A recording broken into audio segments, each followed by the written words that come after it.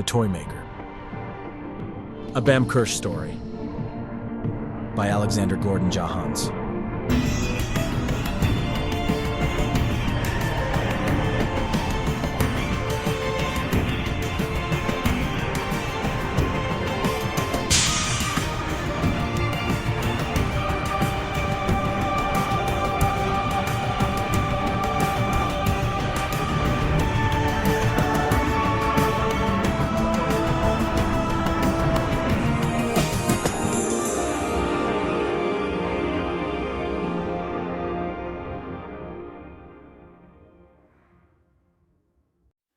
The Toymaker, a Bam Kirsch fic, by Alexander Gordon Jahans. She stepped of the shadows, tall and elegant in a Victorian ball gown.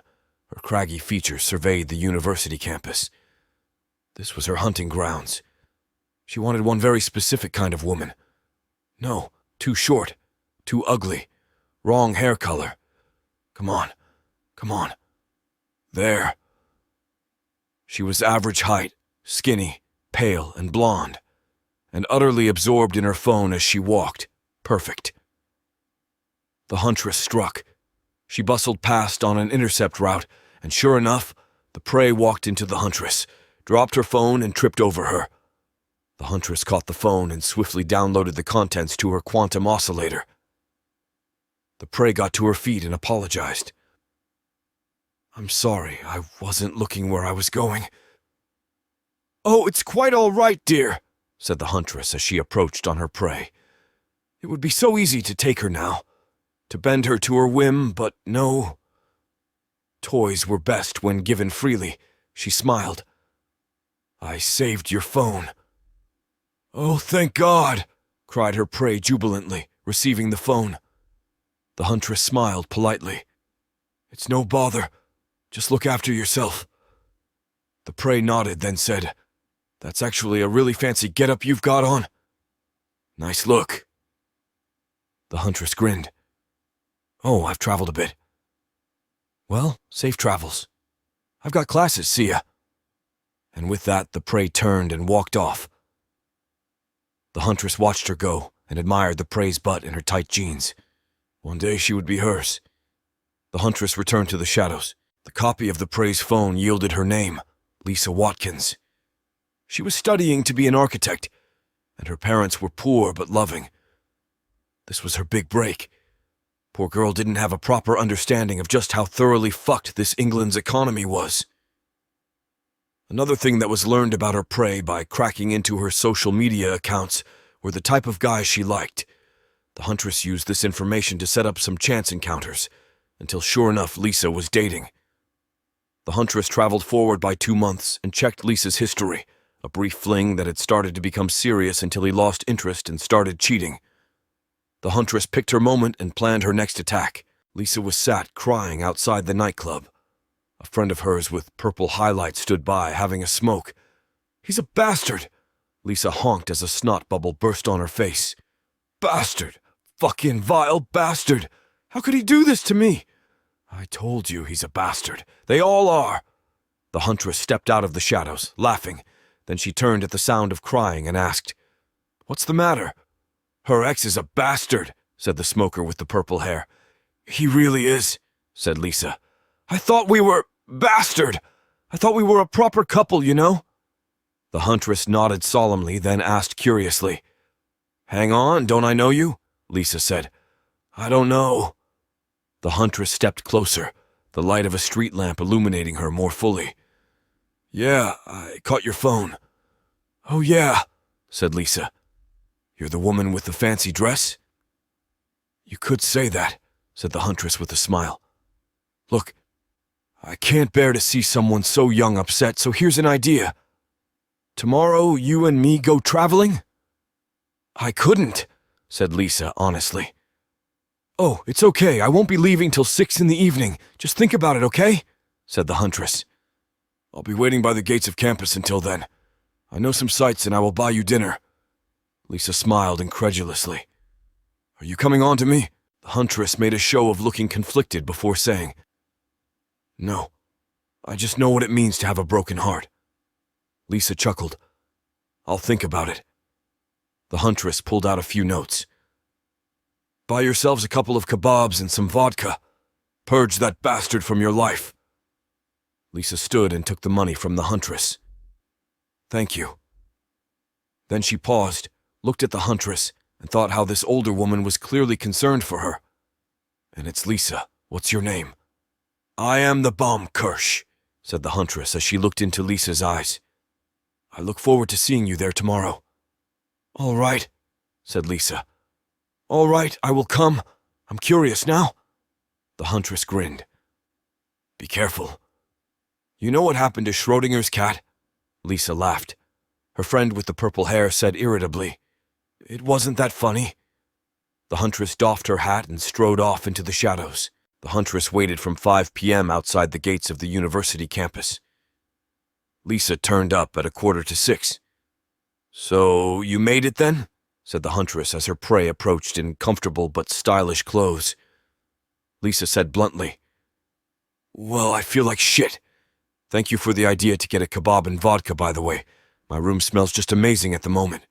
But I said I would come, and I am curious. Where's your friend? Asked the huntress with curiosity. She couldn't make it, lied Lisa. So what's the plan? Well, I thought I might catch a lift to a view, and then I might check out a museum before heading to this restaurant I've heard about. How does that sound? Said the huntress. Lisa shrugged. Sounds good to me.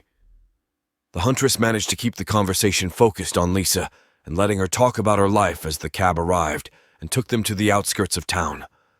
The huntress got out of the cab first and spoke to the driver. Lisa got out and was blown away by the view. They were by an old aqueduct that span a gorge. Across the gorge there was a village that screamed twee. Wow, said Lisa quietly. The huntress nodded appreciatively. It is a good view, isn't it? Yeah, said Lisa. The majesty of the sight had blown her away. But I gather you usually travel further afield. Oh, definitely, said the huntress. But I could hardly bring you along as hand luggage, could I? Lisa snorted. You're definitely flirting with me. The huntress smirked and admired her prey. Would it bother you if I was? No, said Lisa with a wry smile. I mean, I'm not gay, and I don't think I'm bi, but I'm willing to be convinced. The huntress laughed. Well, don't worry. I'm not trying to convince you of anything, Lisa asked. Then why am I out here and why are you buying me dinner? The huntress sighed. Because I like you, and I want you to be happy. Lisa turned to look at the huntress, intrigued by her words. We met once? Yes, said the huntress. But I was your age once. You've got your whole future ahead of you, and you're just about to step out into the world. It's a frightening time, and you can barely see to put one foot in front of the other. So tonight, I want you to be happy. Lisa frowned. A bell chimed, and the huntress said, Come on, we have an appointment to make at a museum. Lisa nodded. Okay, the museum was a children's toy museum, and now Lisa understood. This was not the sort of place you took a date to. It was creepy and kind of boring, but Lisa read the plaques and watched the videos as the Baumkirsch looked about the place with fascination. After a while, an old lady with white curly hair informed them that a special showing was ready. Lisa followed the Baumkirsch and the old lady into a side room where an old balding man stood with a bunch of old dolls and proceeded to explain the origins and history of the doll. The Baumkirsch was fascinated, but she also glanced at Lisa now and again and seemed to be checking that she was paying attention, so Lisa would feign interest. At last the talk ended, and the Baumkirsch led Lisa out of the shop and into the car. The huntress exited the cab with her prey and approached the restaurant. Lisa had paid attention to the exhibits and the talks. She would be ready. She could understand. This wasn't about convincing her. This was about explaining exactly what the huntress wanted with Lisa, so that she would be able to come willingly when the huntress asked her to. The waiter showed them to their reserve table, and the huntress waited until their drinks had arrived, and they had ordered food before she began to explain. The huntress took a sip of wine and said, I want to tell you a story, Lisa. It might seem weird and nonsensical, but it's important that you listen to what I have to say. Lisa smiled. Okay, I've been waiting for this. Go on. I'm listening. So in the beginning, shit was bad. It was chaos, anarchy. There was no order, but there was the idea of order, of logic. It emerged as echoes of an earlier anomaly and formed long, grotesque chains. Some of these chains became knotted and matted until things started to grow on it over time. A few of these knotted chains developed sentience. After all, there was no order to say that was impossible, said the huntress. Two of these knots of sapient logic became friends, and they were both quite mad. Only, something happened. They were both mad, wild, free, and powerful. Then this woman died, and her soul incarnated in the nothingness. One of the knots decided to take pity on the woman, and ate her soul.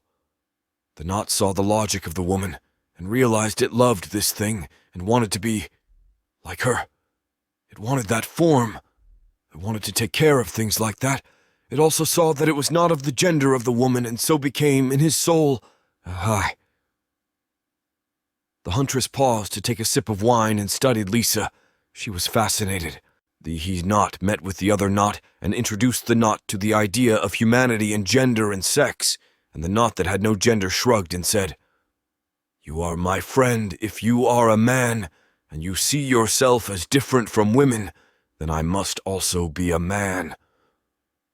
And so the two men ravished the fledgling multiverse, growing more and more human with each soul they ate.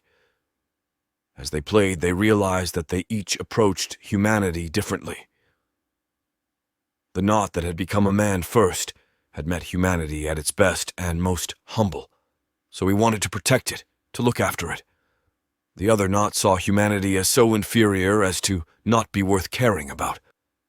He approached humanity as a means to have fun with his old friend, and came to understand in the language of humanity that made them his toys. Except the more he learned and matured, the more he came to understand that humans were as sapient as he and his old friend. They were not toys, but he could still play with them. He could make them his toys. He was the toy maker. The huntress finished telling her story. Lisa was utterly engrossed. "I think I see now why you wanted to see that museum and listen to that talk." The huntress grinned. "I'm glad you understand," Lisa said enthusiastically. "It's an interesting story. Good luck with it." The huntress stared at Lisa in confusion, but Lisa didn't notice as the waiter arrived with their meals. They ate in silence. When they'd each cleared their plates, the huntress said, "Lisa, I didn't just bring you here so I could tell you my story." "No?" asked Lisa curiously as she wondered what else the night entailed. The huntress removed her business card from her purse and slid it across the table. Lisa examined it. "Baumkirsch, toy maker and adventurer." She looked up at the huntress. "What are you trying to say?" The toy maker and his friend were caught and tried and executed. Naturally, both survived by virtue of being manipulative as heck, but there was a complication. Their souls were taken by champions and implanted in the bodies of stillborn children to give them another chance, said the huntress. "My friend had further complications, but I developed alongside my host and I realized I was never really a man. I was just playing at being one to be with my mate, and we, that is me and my host, grew as one, unified under my true name. Lisa, I am the Baumkirsch, and I am the toy maker." Lisa laughed nervously. "Why are you telling me this?" "Because I want you," said the Baumkirsch. "I want to play with you. I want to make you into my little toy, and I needed to know you understood what that meant." The color drained from Lisa's face. "Are you going to kill me?" "No," said the Baumkirsch honestly, "and today was not about convincing you of anything. I could make you mine without you ever having a chance to say no, but consent is kind of a big deal. This is me giving you your first chance to walk away. If I see you again, I will start to remake you. I will ask you 3 more times after tonight if you really want to do this, but I warn you it will be harder to say no each time. Of course you can say no at any point, well, almost any point, but I'm good, so don't count on it. If you have any doubts, act on them. Say no, and walk away. I won't be offended." Lisa stared at the Baumkirsch and mentally parsed the day's events. The flirting, the toy museum, the lecture on dolls, and the way the Baumkirche had kept looking at her. "Ah," said Lisa, as realization dawned. She was skinny and blonde and sitting across from a toy maker who wanted to turn her into a toy, and had watched her carefully when she'd listened to the lecture on the origins and history of a toy that was a blonde, skinny woman. Lisa swallowed. "Oh, okay. So you want to make me into a doll?" Lisa never saw the Baumkirche from that point onwards. University gave her hope and deadlines and friends. It kept her distracted, gave her a life to live. So Lisa lived. She worked hard, played hard, and graduated with a 2. Then reality hit. "Just get a job," was the mantra. Well, Lisa just couldn't get a job, and her family needed the money. So Lisa lay awake at night and thought about the offer the Baumkirche had given her. Lisa was a fly that had been asked to land in a spider's web. Of course, she'd said no at the time. She wasn't stupid. But curiosity works its way quietly, and there was an incentive to say yes. The Baumkirche had money, and she would offer Lisa 3 chances to turn back. The danger, of course, was the knowledge that once the Baumkirche started having her way with Lisa, it would be harder to say no. This was asking the devil for a favor. No, this was worse. The devil paid for his goods. To the Baumkirche, Lisa was a tree being asked to willingly enter a lumber yard, and there would be no payment, because why pay the product? And yet 3 chances? That worked away in Lisa's subconscious as Social Security payments became the way to live, and then they were stopped. A sanction because an email hadn't arrived, and Lisa hadn't known she needed to be somewhere. She pulled out the business card and dialed the number. The Baumkirche stepped out of the shadows, regal as ever. It was 4 a.m. and Lisa was in a 90. Lisa's mouth dropped open in shock. "What are you doing here? How can you be here?" The Baumkirche smiled. "My dear, I can do many things that will surprise you, and as we have established, I do not care for your rights. I'm not a nice person, Lisa Watkins." Lisa studied the Baumkirche. "This is you being kind, isn't it? Warning me away, well, I have no choice." "I know," said the Baumkirche as she surveyed Lisa's room, all the shelves filled with dolls and computery things. "Let's be honest, I'm good at what I do. I do not offer my toys a chance to walk away if I'm not absolutely certain they will walk into my arms willingly later. This is a calculated ballet to make my job easier." Lisa swallowed. "Do I have any free will or choice over what happens?" "Yes," said the Baumkirche simply. "And that's why you will be worth so much when I'm done with you." Lisa shuddered. The Baumkirche nodded at Lisa's understanding of the situation. "So let me guess. You graduated university and found that a recession caused by neoliberal politics is not a fun place to be when your family is poor and the benefit system is a death trap?" "Pretty much," said Lisa with a shrug. "And you think that I offer you a chance?" said the Baumkirche. "You do realize the dangerous game you are playing?" Lisa nodded solemnly. "I am walking willingly into your parlor." "Indeed," said the Baumkirche.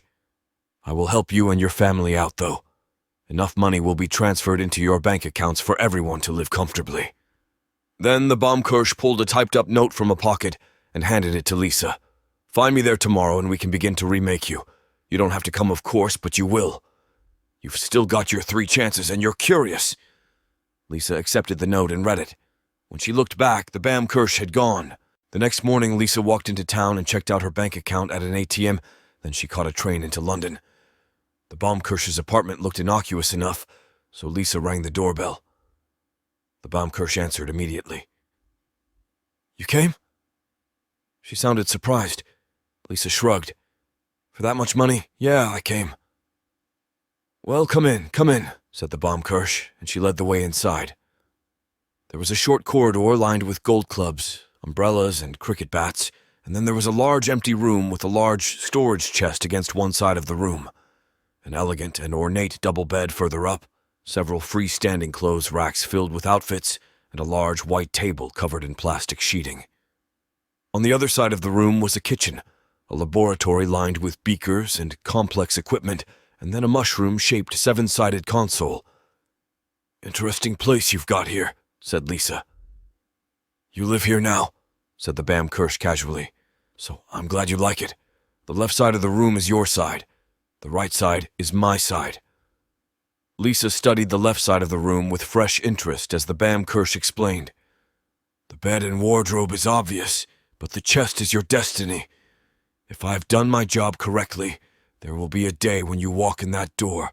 I beat you until I get tired and throw you into that chest, and you will gladly lay where I throw you." Lisa swallowed. The Bam Kirsch indicated the table and said, "That is for when I want to pull you apart. You won't die, of course, and you'll like what I do, but it is imperative that you understand the kind of woman I am and the kind of life you will lead."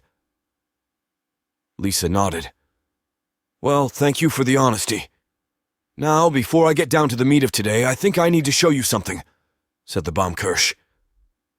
Lisa shrugged. She doubted anything could surprise her now. The Bam Kirsch headed over to the console. "This apartment, Lisa, is a ship. It can travel time, space, and the multiverse. And now we are going to make you fall in love with the man who broke your heart and left you vulnerable to my invitation of dinner." Lisa was stunned. "You can't be serious?" "I need to demonstrate my power to you, and what better way to ensure he falls for you than have you declare your undying love and loyalty to him," said the Bam Kirsch. Lisa stared at her. "I can't." The Bam Kirsch shrugged.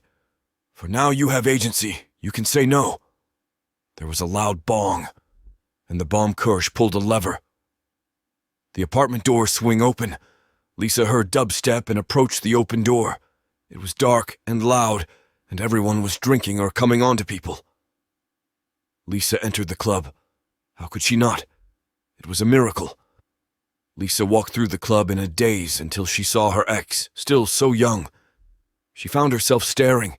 He caught her eye and started to make his way towards her. Lisa froze. She didn't know what to do. She hated this man. He had broke her heart. Except if the Bam Kirsch was to be believed, he hadn't yet. He was still the man Lisa had fallen in love with. He found her and took her hands. "Do I know you?" "No," said Lisa. I'm not supposed to be here. We haven't met, but..." Lisa stared at his face, at those lips inside. Fuck it. "This is crazy, and I probably won't remember this, but I have such a massive crush on you, and if you remember this, come find me and ask me out." And then she kissed him on the lips. "Oh," he said. "Well, I think we can do better than that." He gently pulled Lisa close, and they embraced each other as they started snogging. Then Lisa broke off. "Probably better stop there. Alcohol, you know." "Good point," said her ex. Lisa strode off back to the Bam Kirsch and knew that he would be watching her bum as she walked away. Lisa entered and shut the door behind her. "Strip," said the Bam Kirsch experimentally. Lisa shrugged off her jacket, then started undoing the buckle on her belt before she caught herself and asked, "Why?" "Just testing," said the Bam Kirsch with a smile. "I didn't seriously expect you to obey me, but it pleases me that you did." Lisa bent down to pick up her jacket, then frowned and left it.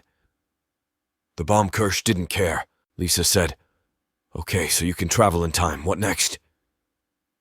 "I want to run some tests, take measurements, collect samples, that kind of thing," said the Bam Kirsch. "Okay," said Lisa with a nod as she thought. "I can do that, but no messing me about, yeah? No injecting me with shit?" "Not today," said the Bam Kirsch with a smile. "I need to collect data first before I can make any of that." Lisa nodded. "Okay, I get that. I'm cool with that." The Bam Kirsch headed over to her laboratory as she said, "You know you can stop saying okay, right? There are other words." "Okay," said Lisa, and she followed the Bam Kirsch over to the laboratory. The Bam Kirsch opened a clear plastic bag and slipped some of Lisa's hair inside before cutting it and sealing the bag. Lisa asked, "So what are you going to do with this stuff?" The Bam Kirsch held up a swab with her right hand and grabbed Lisa's face with her left hand. "Say ah." Lisa opened her mouth. The Bam Kirsch proceeded to wipe the cotton swab around the inside of her mouth. "I'm going to sequence your DNA so I can target drugs to rewrite it, as I see fit. And of course, if I am happy with the finished toy, I may want to mass produce you. I'm getting skin, hair, and muscle samples, so I can grow it in the lab and experiment on it." The Bamkirsch dropped the swab into a special test tube filled with liquid, then followed the same process with another 6 swabs.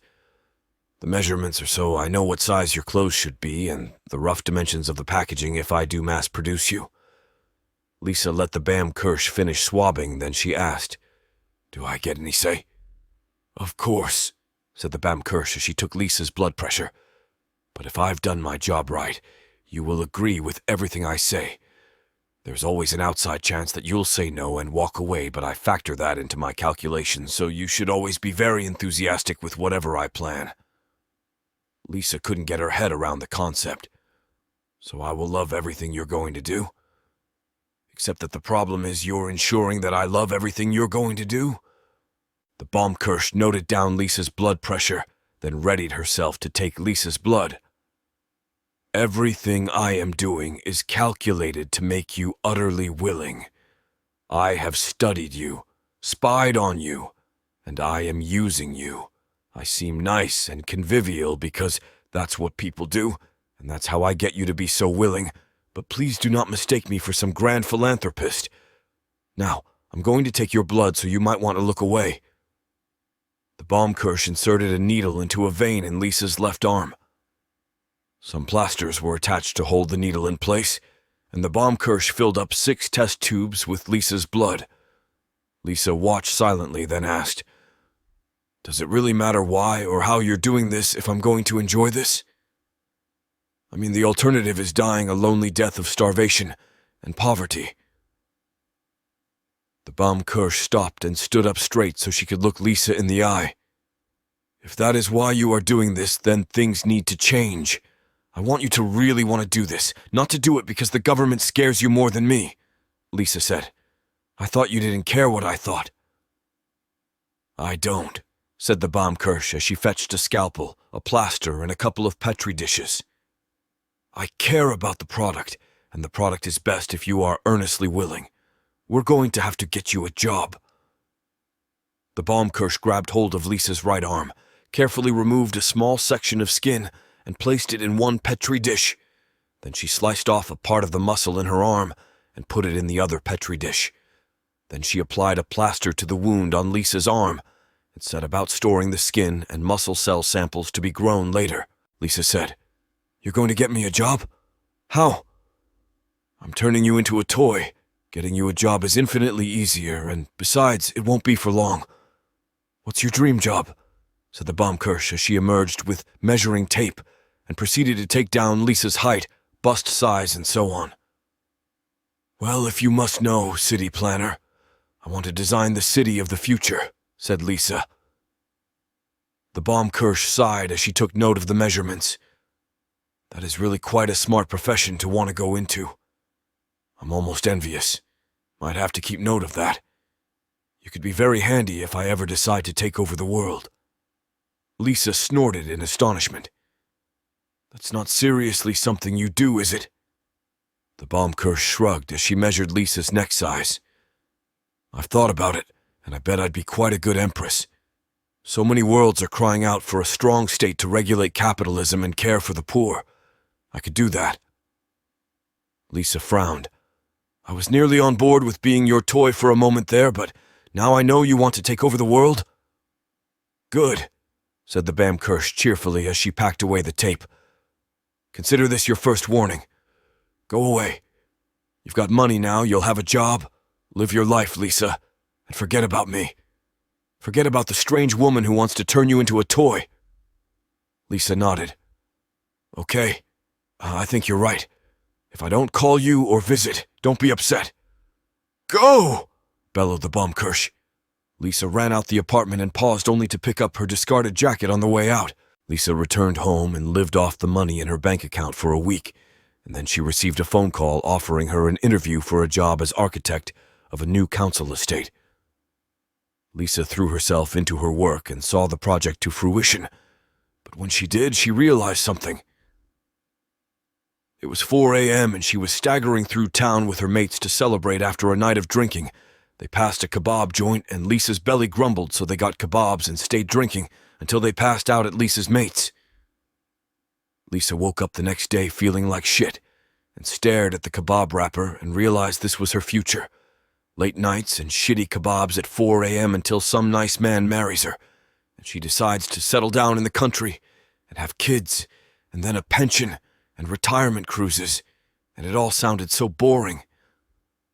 She wanted it, or at least she had been told by society that this was what people wanted. But it didn't excite her. It didn't thrill her.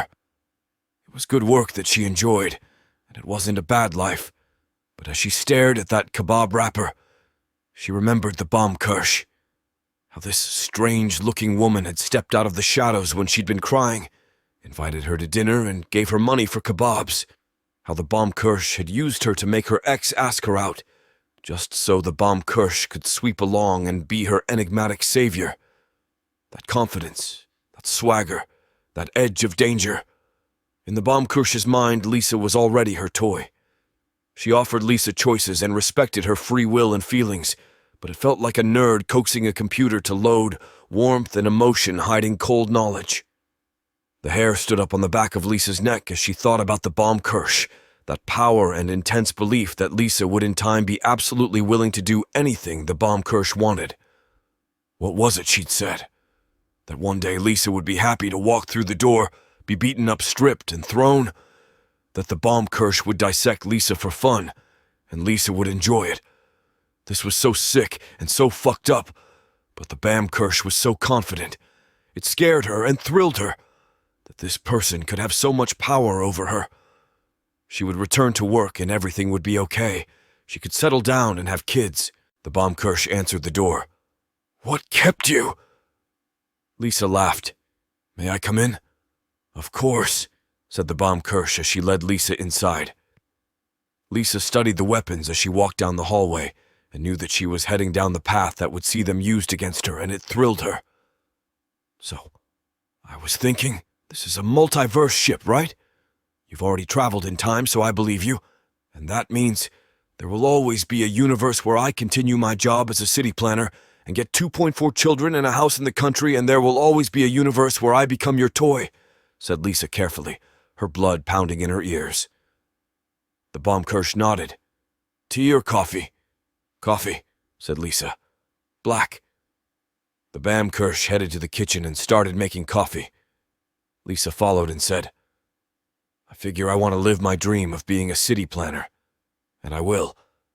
And I know what that's like, but I don't know what it's like to become your toy. And I'd like to because goddammit you make me feel alive and so fucking... What if I'm not living a normal life? I want to know how I become your toy. And if I'm going to be happy, what's the problem?" The Baumkirche handed Lisa a mug of coffee with a smug smile on her face. Lisa grinned. "So what happens? How do I become yours?" The Baumkirche took her tea over to the bed. Lisa followed. They sat down on the bed, and Lisa sipped her coffee. The Baumkirche said, "We need to establish trust and control. You will come in time to instinctively obey me without question. But first, you need to give me control." Lisa nodded. "Like how?" "Like I will ask you a series of questions, and you will consent without question," said the Baumkirche. "It's okay to say no if you are uncomfortable, but the important thing is that we establish a record of obedience." Lisa frowned. "I thought you'd... I don't know. Seduce me into obedience?" The Baumkirche chuckled. "My friend is very fond of that method, and it is because of it that he frequently ends up a moralist. I need you to calmly decide that obeying me is what you want to do first." Lisa downed her coffee and said, "Okay, what shall I do first?" The Baumkirche pulled a tennis ball out of her pocket and threw it at the chest. "Fetch!" Lisa snorted, then rose to her feet. "At once, mistress." Lisa fetched the ball. The Baumkirche was standing now, her drained cup on the bedside table. She accepted the tennis ball and pocketed it. "Remove your shoes and socks," said the Baumkirche. Lisa raised her eyebrows, but she sat on the bed, undid her shoelaces, pulled off her shoes and her socks. Then she stood before the Baumkirche. "What now?" The Bamkirsch smiled. I would like to strip you naked. Lisa smiled playfully. I am yours to unwrap. The Bamkirsch snorted and removed Lisa's jacket. Lisa's shirt was pulled off next, then her bra was removed. The Bamkirsch's hands unbuckled Lisa's belt and unbuttoned her jeans. Her finger and thumb paused on the zip. Lisa looked the Bamkirsch in the eyes and nodded her on. The hairs were standing up on the back of Lisa's, and she felt butterflies of excitement and fear. The Bamkirsch smiled and pulled the zip down. She slid the jeans down Lisa's bottom, and they fell to the floor. She grabbed Lisa's underwear. Lisa was quavering with excitement now. The Bamkirsch pulled Lisa's panties down her bum and let them drop on the floor. Lisa kicked the trousers and panties away from her feet. Do you like what you see? The Bamkirsch nodded. I chose you very deliberately, Lisa. I'm pleased to see that my judgment was sound. Stay here. I have to get something. Lisa nodded. The Bamkirsch returned with a cricket bat and a golf club. Lisa stared at the sports implements and swallowed. The Bamkirsch said, I want to hit you. Once in the face. Once in the arse. You're perfectly safe. I'm not about to let you die when I've not even made you into a toy, but it will hurt. A lot. Are you okay with this? Lisa swallowed. I trust you. The Bamkirsch smiled. Thank you. The Bamkirsch raised the golf club before Lisa and pulled back. She swung with ferocity, and Lisa blinked. The club stopped an inch before Lisa's face, then lightly booped her nose. Lisa breathed a sigh of relief, then swore as the cricket bat smacked into her bum and launched her into the footboard of the double bed. Lisa panted and swore. The Bamkirsch stroked Lisa's back. Well done, I'm proud of you. Lisa stood up. Don't do that again, until you've messed with my capacity to feel pain, okay? The Bamkirsch nodded. That was very brave, and don't worry, I think I should be able to start messing with your body tomorrow. For now, I have one last request. Lisa looked the Bamkirsch in her eyes. She was still in pain, and there had been a sense of escalation to the requests. If the Bamkirsch had anything else planned. Lisa wanted her to have to look Lisa in her eyes to ask for it. Go ahead. I want you to climb into the toy box and stay there until I let you out, said the Bamkirsch. There won't be a lock on it, but I want you to pack yourself away and wait for my return. Lisa laughed. That's all? That's all, said the Bamkirsch with a nod. Lisa grinned as she opened the box and climbed inside. She lay down inside the box, and the Bamkirsch said, Sweet dreams, Lisa. I'll be back in a bit. The lid closed, and now Lisa understood that this was indeed escalation. Lying awake in something not much bigger than a coffin with no light and nothing to do, Lisa felt pressure on her left cheek, stroking, and a voice said softly, Hey, sleepyhead, time to come out of the toy box. Lisa opened her eyes and looked up at the Bamkirsch. Lisa smiled. Hey, you're back. The Bamkirsch nodded. And you have been a good little toy, haven't you, my dear? Now come on, I'm buying you lunch. Lisa nodded and tried to move, but her body ached and felt sluggish.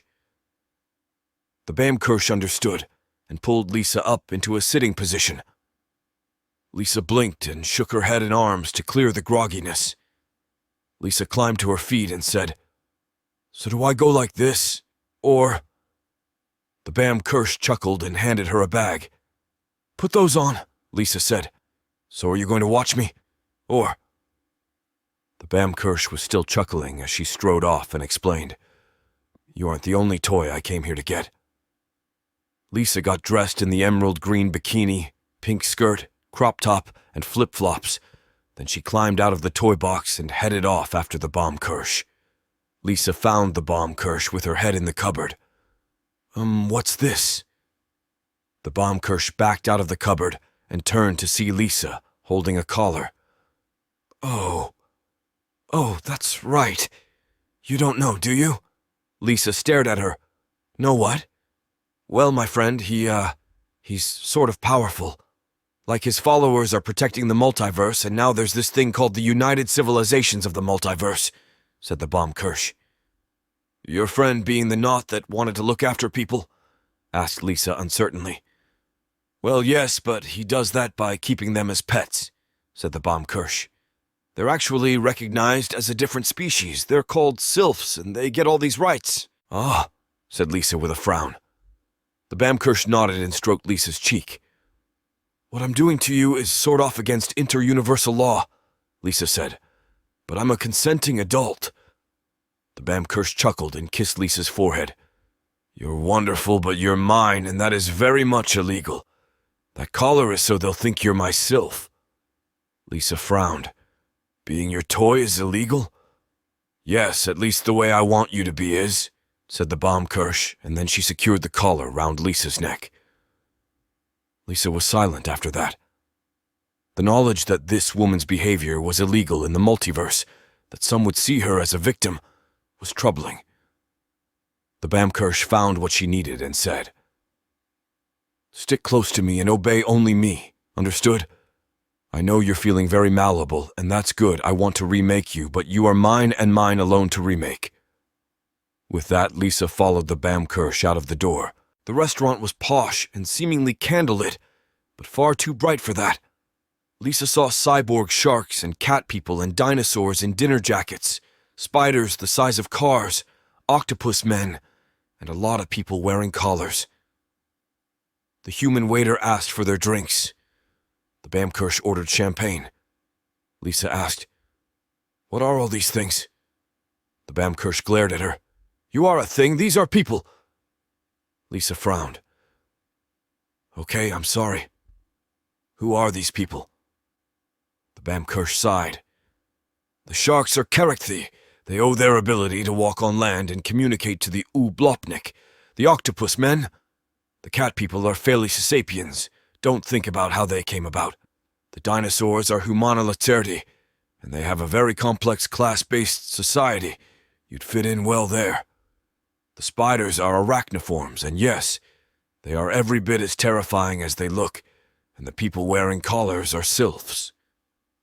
The waiter brought over the menu. The Baumkirsch said, She'll have the chicken salad and jacket potato. I'll have the steak. The waiter nodded, then looked to Lisa. Lisa shrugged. She's the boss. The waiter nodded and left. The Baumkirsch grinned and poured the champagne into the provided glasses. A toast to you, my dear. Lisa accepted the glass of champagne and asked, What for? No one has accepted my command so readily. No one has ever stayed in the toy box. You're ready, said the Baumkirsch. Lisa grinned. So I'm your toy now? Not yet, but your mind is, said the Baumkirsch, and then she pulled out a strange-looking gun. To that end, I want a backup of it. Just grab the handle and press record. Lisa did as the Baumkirsch said, and asked, So what will you do once you're done with me? The Baumkirsch thought for a second, then said, I think I want to build up a product line, then bring it to market. I thought you said this was illegal, said Lisa. The Baumkirsch nodded. But I have my eyes on a prize that will let me get away with this, and that's actually why we're here. You are my proof of concept. The gun binged. You're backed up, said the Baumkirsch with a smile. Lisa smiled. I'm glad you're happy. The Baumkirsch stroked Lisa's face. I really think I am going to have to keep you, you know. Lisa frowned. Well, what else were you going to do with me? The Baumkirsch shrugged. Sell you. Lisa glared at her. The Baumkirsch laughed. You're a toy. I make you, but you were always going to be sold to someone else. Lisa fell silent, sulking. The Baumkirsch sighed and sipped her champagne. The waiter arrived with the food. The Baumkirsch had a massive plate of steak, chips, side salad, and sauces. Lisa's plate was more modest, and she finished swiftly. She sat looking at the Baumkirsch as she ate, and wondered idly if toys did eat. Did toys even live? Or was the Baumkirsch going to stuff her? A tall blonde woman in a three-piece suit and a cyborg shark walked past. Lucy Dance, called the Baumkirsch amid her eating. The tall woman stopped at the table. Yes? The Baumkirsch wiped her mouth clean with a serviette.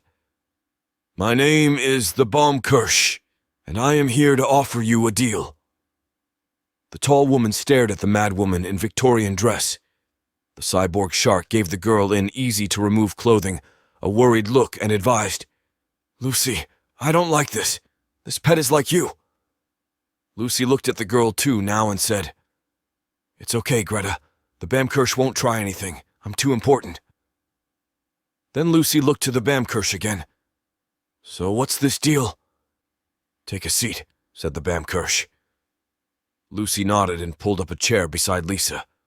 Greta pulled up a chair beside the Baumkirsch. The Baumkirsch gestured to Lisa. "I have product I want to sell, and I want more product." Lucy studied Lisa and stroked her back. "Yes, I thought she didn't look like a typical sylph. She's too stiff and the collar doesn't look right on her." "That's because she isn't a sylph," said the Baumkirsch. "For now she is 100% human, but her mind is mine. Tomorrow I make the biological alterations, but you can see that she is entirely consenting. This is what I do, Lucy. I make people into toys." "And what are you offering in return?" asked Lucy. "Me," said the Baumkirsch. "The Farschnuck is a fearsome weapon, but his morality and libido holds him back. He is fueled by lust and rage. I am cold. I understand from a logical point of view that people are living and sapient, that they deserve to be treated with respect and looked after. But I have no morality. I have no rage. Well, no, I do, but it's reserved for him." "So what are you suggesting?" asked Lucy. "That I throw you on the front lines?" "No," said the Baumkirsch.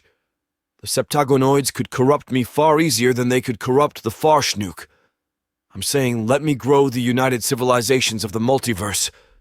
Let me be your Napoleon." Lucy stared at her. "I know my Earth history, Baumkirsch. I'm not letting you be emperor." The Baumkirsch grinned. "But I could be so useful to you, don't you think? Empires rise and fall. Emperors get assassinated. What matters is that you win the war. Then have enough strength, give the Legisios enough of a kicking that they stop being arseholes. I can help you do that. And as I say, I just want to be able to sell my goods. Try her out if you don't believe me." Lucy grinned and stood up, then offered her hand to Lisa. "Okay. If she's as willing as you say, then we might turn a blind eye." The hair stood up on the back of Lisa's neck. "Be gentle with her," said the Baumkirsch with a note of warning in her voice. "She's almost ready to hit the market. Don't break her." Greta laughed. "You should be careful that we don't break you." The Baumkirsch chuckled and went back to eating her steak. Lisa rose from her seat and walked with Lucy away from the Baumkirsch and Greta. Greta stood up and followed after them. Lucy and Greta found a table for two out of the way, but still in sight of the Baumkirsch. Lucy whispered in Lisa's ear, "We can talk freely, but this needs to look legit. Sit on the table and trust me." Lisa backed onto the table and said, "What do you want to talk about?" Lucy lifted up Lisa's left arm and made a show of examining it as she explained.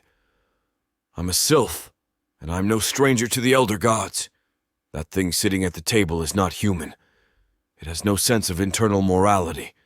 The Farschnuck hates the Baumkirsch for its immorality. It is not good." Lisa said, "And your point is?" "I'm her toy. I know it's strange, but that's why I'm doing this. Live a life less ordinary, you know," Greta hissed. "The Baumkirsch may well be treating you with respect now, but that is because you are still human. You break easily. The moment you are fully converted, the Baumkirsch will see no value in you." "I know," said Lisa with a smirk. "She's going to beat me up and throw me around like a rag doll and pull me apart for fun. And I am going to love it," Lucy said. "I'm going to turn you over now, okay?" Lisa said. "You don't have to ask me for permission, you know?" Lucy rolled her eyes and lay Lisa flat on her back, then rolled her over. She made a show of lifting up her clothes to take a better look at Lisa. "The Baumkirsch is going to mass produce and sell you. You will cease to be a person and will be legally property. You won't have any rights." Lisa said, "Give me rights, then. I'm her proof of concept to convince you to let her bring me to market. You can be my advocate. Make sure I am protected, as you would like me to be," Lucy said. I have 2 wars to coordinate. I don't have time to legislate on toy rights. Lisa shrugged. Then approve the deal. Let the Baumkirche do what she wants with me. Lucy rolled Lisa back onto her back and said, You arguing to deny your own agency? Lisa said, I'm hers. If she wants to deny me agency, I trust her. Lucy glared at Greta. Well, I think you have certainly provided proof of concept, Lisa. Now, before we deliver you to your mistress, I would like a picture with you. Lisa grinned. I would be happy to. Lucy laughed. Come on, off the table. Lisa pulled herself off the table, and Lisa got up to stand beside her. Greta pulled out her phone and snapped off a couple of flashes. Get the drinks in, said Lucy, and she walked back to the Baumkirche with Lisa. The Baumkirche ate the last of her steak as they approached.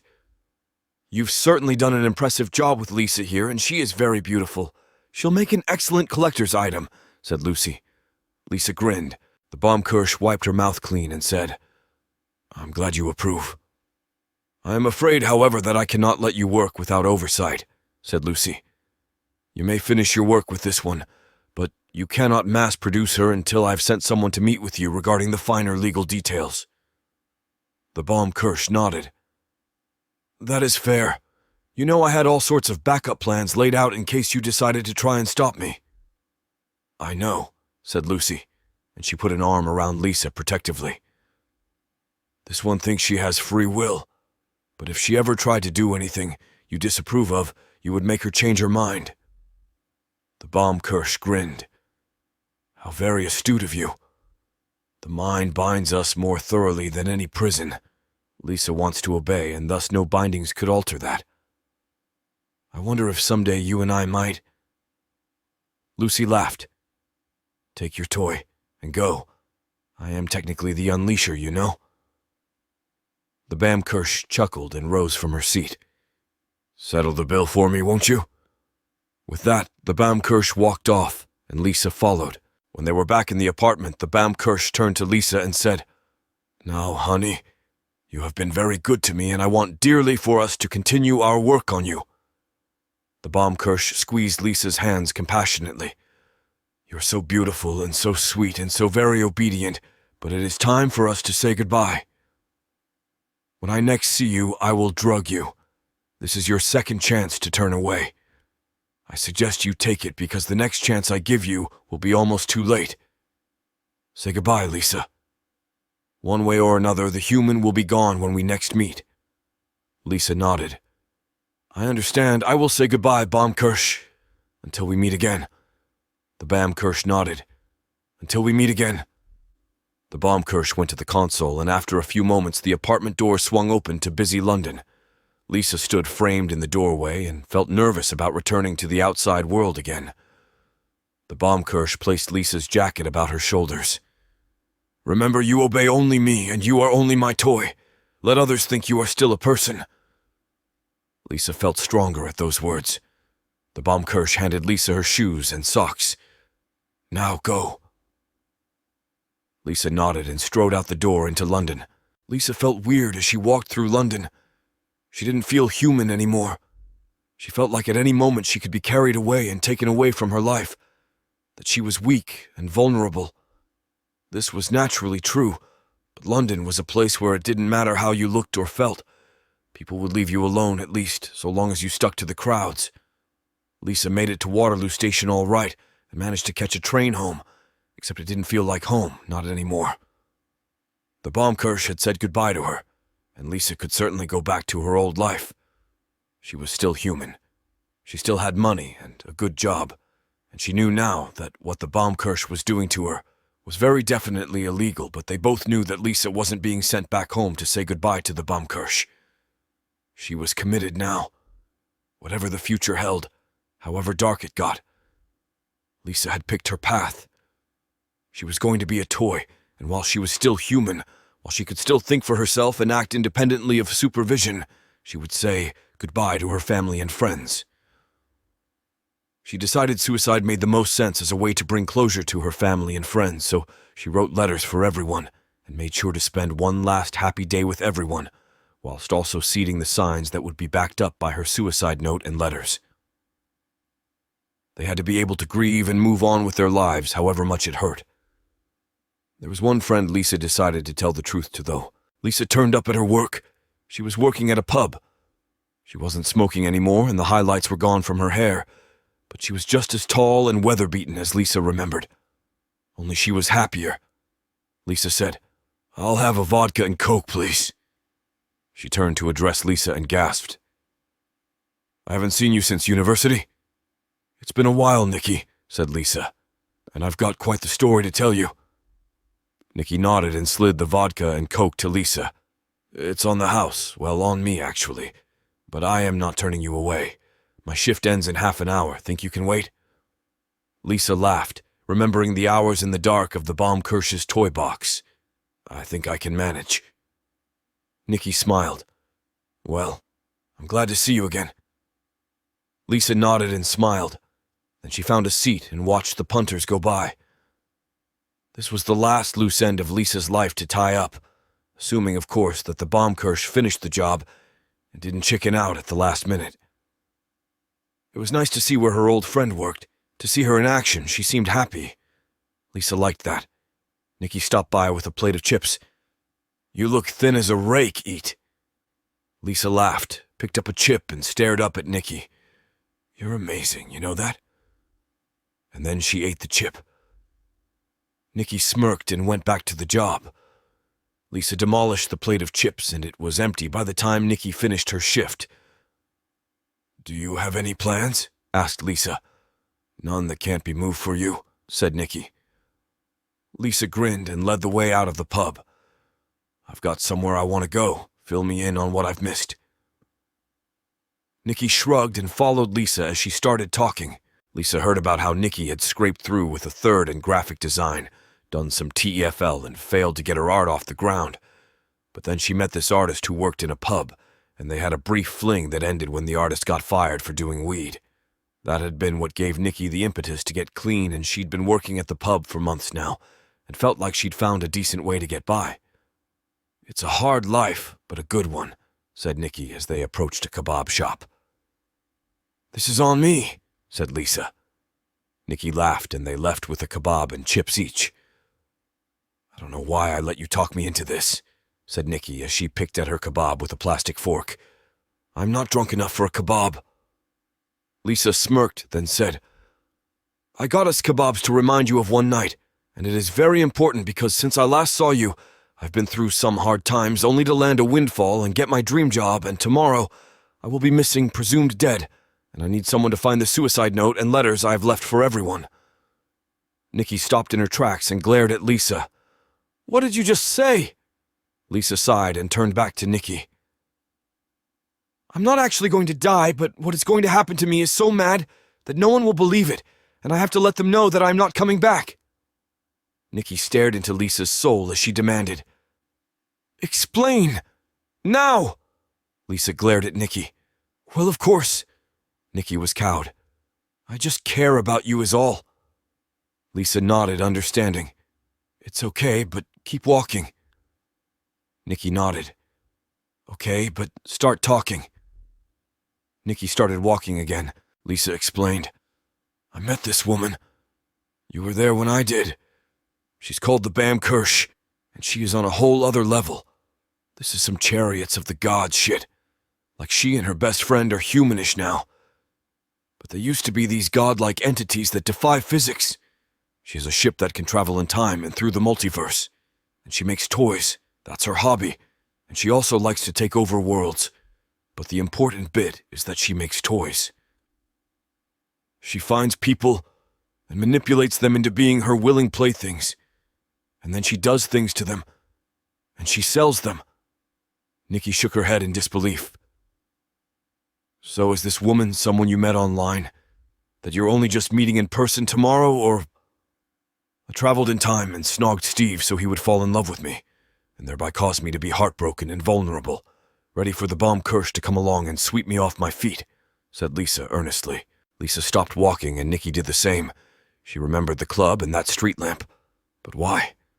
Lisa continued, She took me round a toy expedition and made me endure a lecture on the history of dolls, and that's when she explained who she is and that she wants to turn me into a toy. Naturally, I avoided her after that, but times got tough, and I knew I had 3 big chances to go, so I phoned her up and turned up for, well, I didn't know what. And that's when I traveled in time. I got the big windfall and landed the dream job. She wanted me keen, not desperate. And what changed? Asked Nikki seriously. What makes you say, yeah, I'm going to be that strange woman's toy? Lisa shrugged. Boredom and curiosity. I had to know, and now... Nikki stared at her. So now what? You're going to run away and become a toy? Lisa sighed. I already am in here. She tapped the side of her head with the index finger of her right hand. I'm just waiting for the Bam Kirsch to make the biological changes. Biological changes? Asked Nikki. Lisa shrugged. I don't know. I suppose I don't need to, but from what I can gather, I'll need a good bit of resilience and healing because I'm really going to be a toy, and the Bam Kirsch has made it very clear that once I am fully transformed, she will treat me as we treat our toys. Nikki laughed. I used to decapitate my sister's dolls. Lisa nodded. Nikki stared at her. And you're going with this woman? Lisa grinned. It's going to be fun. The penny dropped and Nikki turned to look at the street lamp and backed up against the wall. She remembered seeing the Baumkirche that night. She asked you out for dinner, didn't she? Lisa nodded. It was good food. Nikki laughed. I was so jealous. Lisa stared at her. I knew it. Nikki blushed and fumbled a recovery. I was jealous of seeing the sights. With a woman who turns people into toys? Asked Lisa with a smirk. I could always let her know if you're interested. We could be sold as a pair. Nikki swallowed. Oh God, Lisa, if this is my last chance to say it, I've got to... Lisa nodded. I know, it's okay. Nikki looked Lisa in the eyes and said, / Lisa Watkins, I have fancied you from the moment I set eyes upon you, and you are the kindest, sweetest, most endearing woman I have ever had the good fortune to know. Lisa kissed Nikki on the cheek. Nikki stared at her, relishing the sensation of Lisa's lips upon her cheek.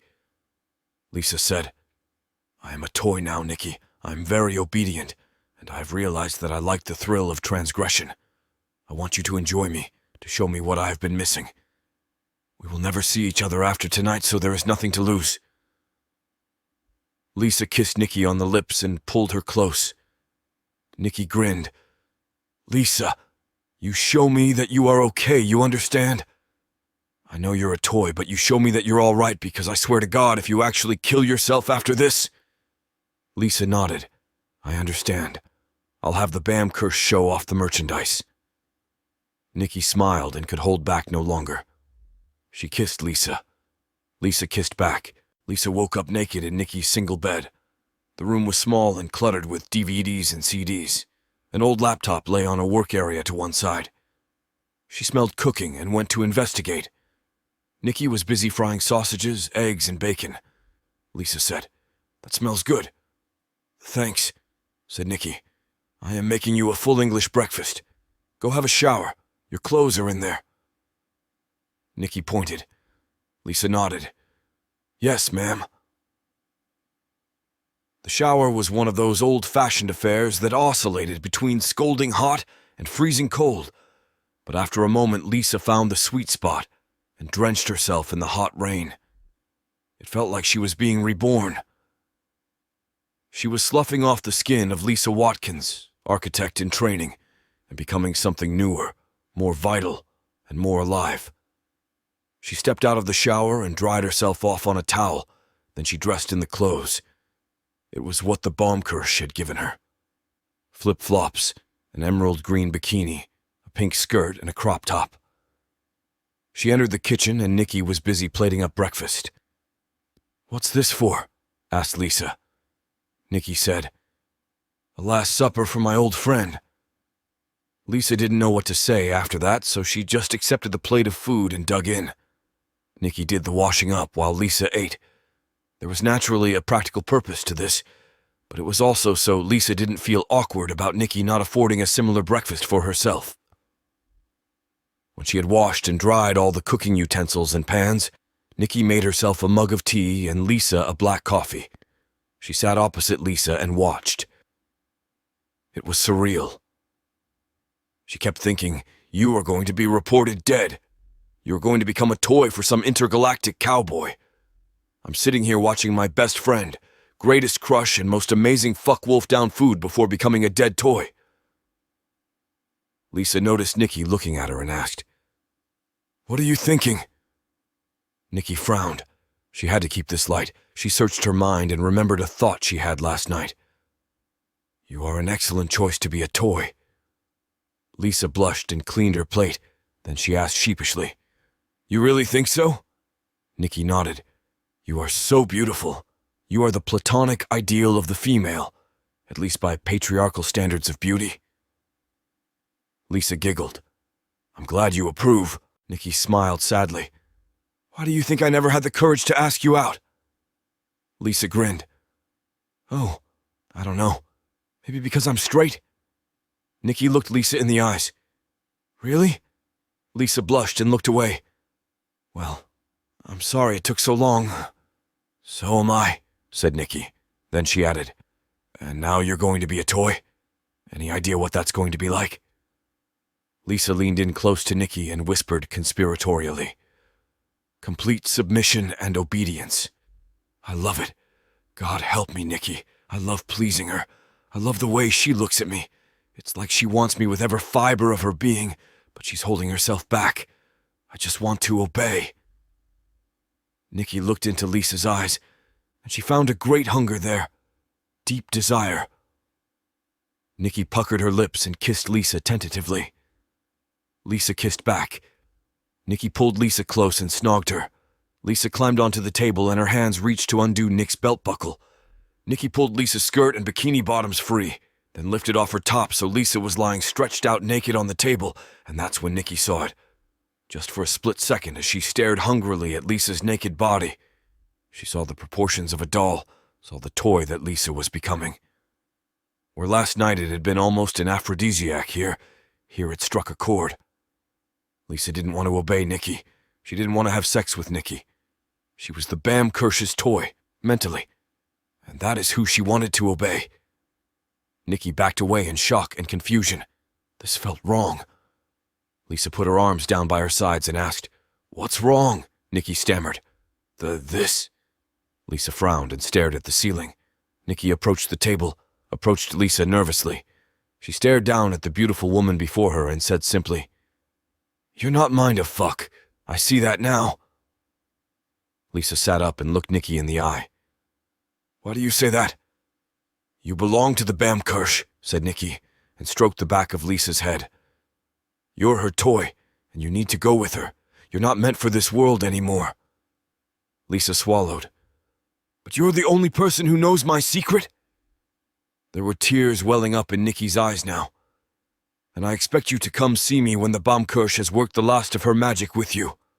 I will hold you to that." Lisa grinned and hugged Nikki. "You never know, I might be able to convince the Baumkirche to give you one of me. Would you like that?" Nikki pulled away and looked Lisa in the eyes. "I don't want a toy. I want to know that you are safe and happy. Now go on, get dressed. I'll report you missing tomorrow lunchtime." Lisa nodded and slid off the table so she could get dressed. When she pulled the crop top over her head, Nikki coughed. "I found the collar in your jacket pocket," said Nikki awkwardly. Lisa turned and accepted the collar. "I took the liberty of having it engraved. I hope you don't mind," said Nikki. Lisa examined the collar. A dog tag hung from it, and engraved on it were the words, "Lisa Watkins. Loving friend, amazing toy." "There's space on the back for the Bamkirsch to put her contact details," said Nikki. "I mean, we don't know what you're going to be like as a toy. You might need this," Lisa said. "It's beautiful, thank you." Then she hugged Nikki. "Here, let me help you," said Nikki, and she secured the collar around Lisa's neck and brushed her hair. "There, you look beautiful." Lisa grinned. Look after yourself, yeah? Nikki grinned as she handed Lisa her jacket. Oh, I'll be fine. Enjoy yourself, Lisa. May you be the best and most popular toy. They shook hands and Lisa left Nikki's house. Lisa rang the doorbell of the Baumkirsch's apartment. The Baumkirsch answered the door and smiled upon seeing Lisa. Lisa smiled at the Baumkirsch. The Baumkirsch cleared Lisa's hair from her face and stroked her cheek. You said goodbye? Lisa nodded. The Baumkirsch slid her hand down to the small of Lisa's back and stood aside. Let Lisa pass inside. The Baumkirsch shut the apartment door and turned to address Lisa. I wasn't sure you'd actually come. Lisa chuckled. I lay naked and alone in the dark for you. I'm yours. The Baumkirsch nodded and approached Lisa. Yes, you really are, aren't you? And so beautiful. Lisa blushed. The Baumkirsch ran her left hand through Lisa's hair and grinned. Who is your secret keeper? Lisa giggled. Remember outside the club? The Baumkirsch nodded and headed towards the laboratory. How could I forget? It was when I got to swoop in and rescue the damsel in distress. Lisa followed and said, Yeah, then, there was a woman with me. She had purple hair then and smoked. The Baumkirsch started rummaging through her laboratory supplies and cupboards. I remember her being quite jealous of me. How did she take the news? Lisa grinned. We spent the night together. I think I'm by now. Anyway, I've promised her that when you're done with me, you'll pay her a visit. Show her I'm okay. The Baumkirsch smiled and retrieved what she wanted, then turned to look at Lisa. I think I can do that. Be quite nice to show off my handiwork to someone who can spot the difference, Lisa asked. Can I get an explanation, or is it bad form to tell your product how she's made? The Baumkirsch chuckled. You really are quite endearing, you know. Lisa grinned. The Baumkirsch coughed and held up a syringe. This will help you heal faster. It will also speed up your metabolism so we don't have to wait so long for the others to take effect. The Baumkirsch grabbed Lisa's left arm and held it steady as she injected the solution. The Baumkirsch said, Get comfy on the bed. We've got quite a few to get through. Lisa nodded and approached the bed. She slipped off her flip-flops, lay down on the bed. The Baumkirsch approached with a medical bag. She sat on the other side of the bed and stroked Lisa idly, the way one might stroke a cat. Lisa asked, What's the next one then? It'll make your bones stronger and your teeth whiter and healthier, said the Baumkirsch as she injected Lisa with the indicated solution. Neat, said Lisa. So what about the head stuff? I mean, I know you wanted me keen, and I am. The Baumkirsch interrupted with a grin. No one is doubting that you're keen and want this. Lisa grinned. Thank you. I just mean, well, it isn't usual for toys to be as smart as me, is it? I mean, what happens with that? The Baumkirsch laughed. I have in here 3 solutions that deal with your mind. The first allows me or any other owner to effectively turn off your mind. You'll still live, you'll remain standing or doing whatever it was you were doing, but the bit of your brain, that is, you will be sent into a dreamless sleep. Lisa chuckled. Okay, I can see the appeal of that, the Baumkirsch said. The second is a carefully designed virus that will shut off the parts of your mind and memory that it would be inconvenient for the product to have. Lisa thought for a second. Now that sounds interesting. Like what parts? The Baumkirsch frowned. Do you really want to know? I'm interested, said Lisa curiously.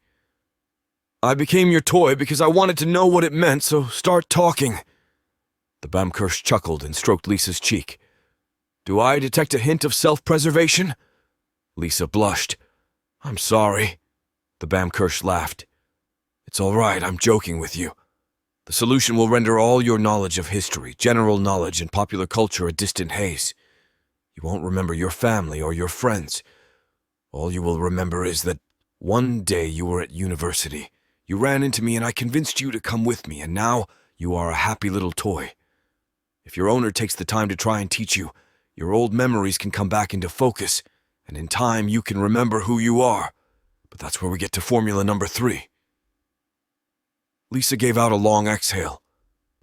I can see why it's needed, but I can also see now why this is very much illegal. Having second thoughts? Asked the Bamkirsch seriously. Lisa shook her head. I just worry about Nikki, my secret keeper. The Baumkirsch nodded. Well, don't forget you will have one last chance to leave me. Lisa sighed. Not a chance. Tell me about Formula number 3. The Baumkirsch said. Formula number 3 is why I can confidently sell you as a product. You will have complete loyalty and obedience to the first person you set eyes on, no matter what they do. Lisa swallowed. I take it you aren't giving me that before you give me my last chance? The Baumkirsch shook her head. You will have those syringes to take home and inject yourself with before you ring the doorbell tomorrow. Lisa nodded.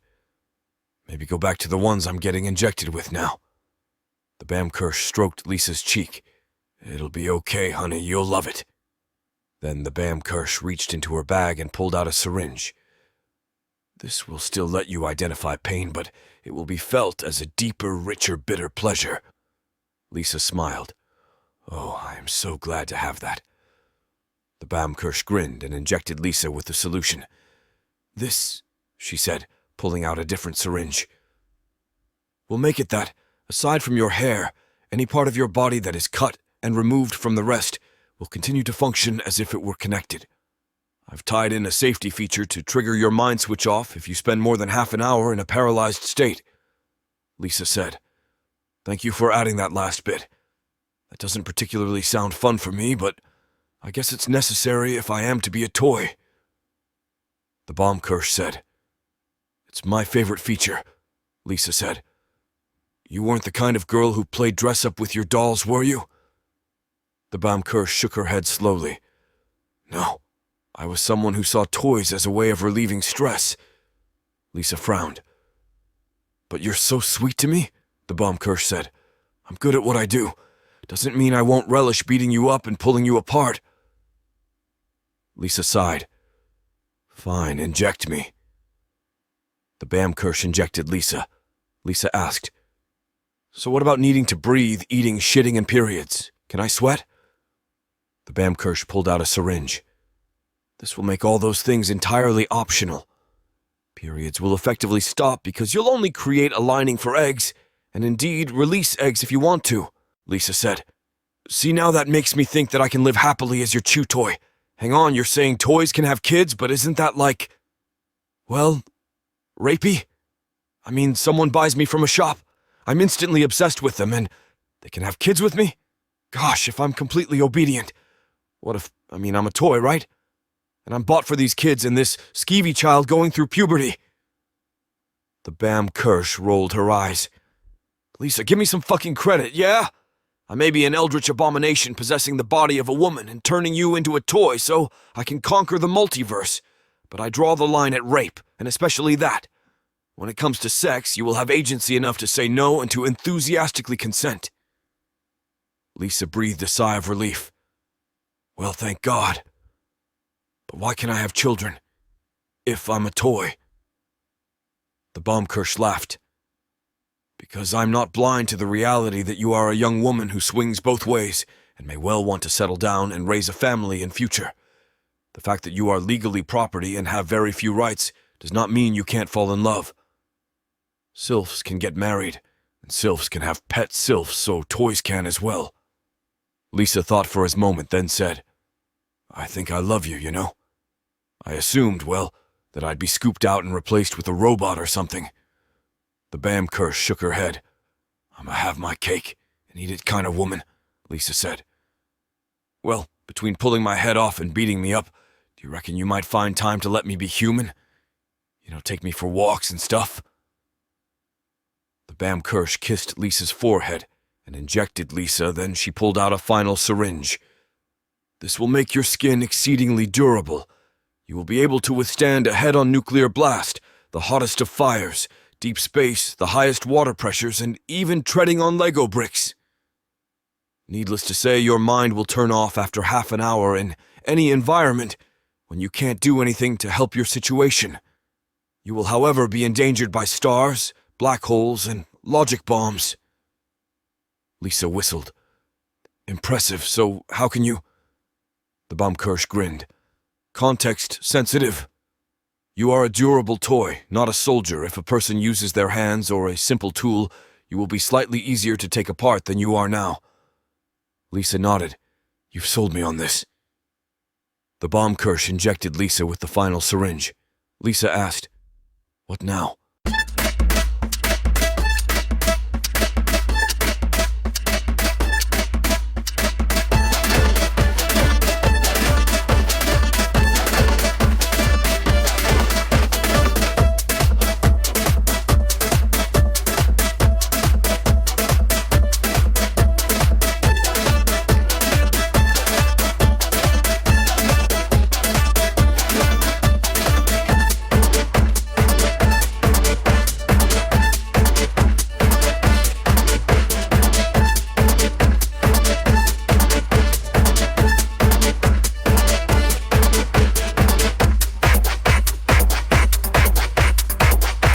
Bam Kirsch got off the bed and packed away the medical bag. Then she asked, Would you like to see the factory? Lisa sat up. All right, yeah. The bomb Kirsch headed over to the control console. Lisa got off the bed and slipped on her flip-flops. Then she strode over to the doorway. The bomb Kirsch pulled a lever, and the apartment door sprang open. The bomb Kirsch approached Lisa and held her hands as she looked into her eyes. Thank you, truly. Lisa, you have been more than I could ever have hoped. She stroked Lisa's cheek and kissed her on the forehead. Come on. Lisa followed the bomb Kirsch out into a vast cathedral of industry, as vast cables fed conveyor belts and rollers and great white crates. The bomb Kirsch led the way to an inspection ladder and made sure the way was safe before she let Lisa climb up after her. The bomb Kirsch led Lisa along the inspection route to a heavy metal door, and after passing multiple forms of identification, the door shucked open. Inside was a vast chamber the size of a football pitch. Lisa was amazed. What is this place? I mean, how does it work? The bomb Kirsch said. Ever heard of quantum teleportation? Lisa thought for a second, then said, That's the granddad spade approach to teleportation, right? You get destroyed at one end, rebuilt at the other, except it's completely different matter. The bomb Kirsch nodded. Well, this is like that only the original is not destroyed, and we retain the data so we can keep printing units out. The floor and ceiling serve to essentially build the units subatomic particle by subatomic particle, logic encoding after logic encoding. Then, when the entire field is filled with units, the wall at the back is pushed by pneumatic rams, and the units sluice off the printer bay, don a series of rollers, and onto conveyor belts, where the units are then sent off for shipping across the multiverse. Wow! Exclaimed Lisa, impressed. So where's the input? Where do I go? The bomb Kirsch grinned. I love that you love this, you know. Lisa smirked. You gonna show me, or what? The bomb Kirsch led the way as she chuckled. You're a chicken asking how KFC is made. Lisa snorted. It was a long walk, but at last the bomb Kirsch led Lisa to a large white space with cable and weird-looking antenna overhead. This is where you go, said the bomb Kirsch. Lucy stood, looked at the place, and was lost in thought for a moment. This was an almost religious place for her. This, though she would not be aware of it when it happened, was where Lisa would become Legion, where she would finally become merchandise. The bomb Kirsch checked her watch and pulled what looked like a yo-yo out of her pocket. She clasped her hands around Lisa's neck as if examining her collar. She read the engraving on the dog tag off to cover the twisting and splitting of the two halves of the yo-yo. Lisa Watkins, loving friend and amazing toy. Oh, who wrote that? The bomb Kirsch used the different halves of the yo-yo as handles as a super-thin, hyper-advanced cutting wire was revealed under high tension. The bomb Kirsch proceeded to slowly saw through Lisa's neck. The bomb Kirsch's thumbs and knuckles held Lisa's head carefully so that there was a 2-millimeter space between the areas that had been cut, preventing healing. Lisa answered, Nikki, my secret keeper, it's sweet, isn't it? Yeah, said the bomb Kirsch. I think we'll keep it, include it in the product. Lisa asked, What are you doing? I know you wanted to look at the collar, but what are those disc-shaped things? Lisa's head separated from her neck. Lisa, honey, hold your left hand out flat before you, said the Bamkirsch. Lisa frowned but held her left hand out flat before her. Perfect, said the Baumkirsch. Now shut your eyes and don't open them until I say.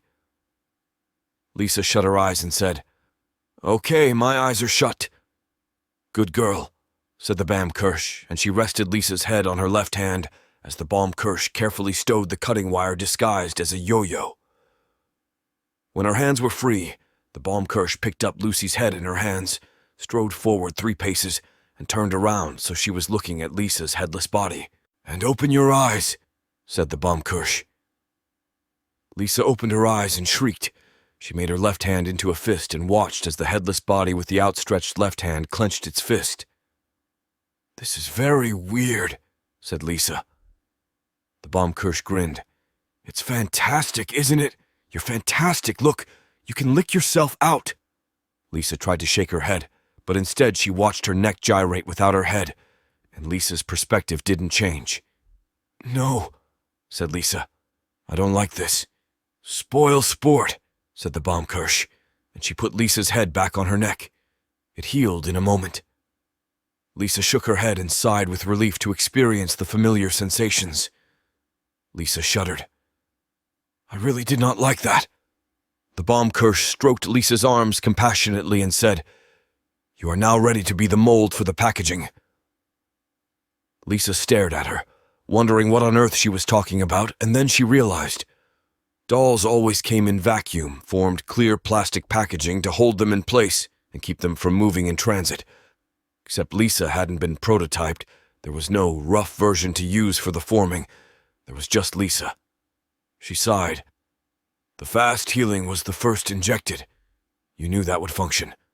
You needed to make sure the other stuff was working before you'd let me in the vacuum former. The Baumkirsch nodded.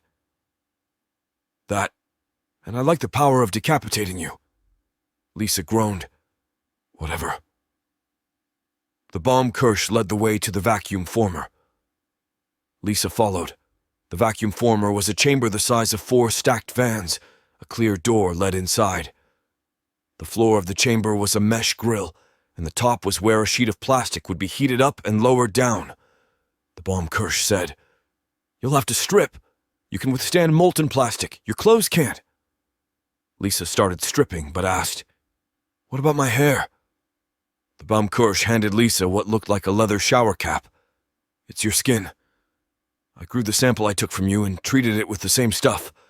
Your eyebrows and eyelashes will go, but they'll have grown back by the time we record the data for the printers. Lisa shrugged and put the leather cap over her hair. On your front first, said the Baumkirsch.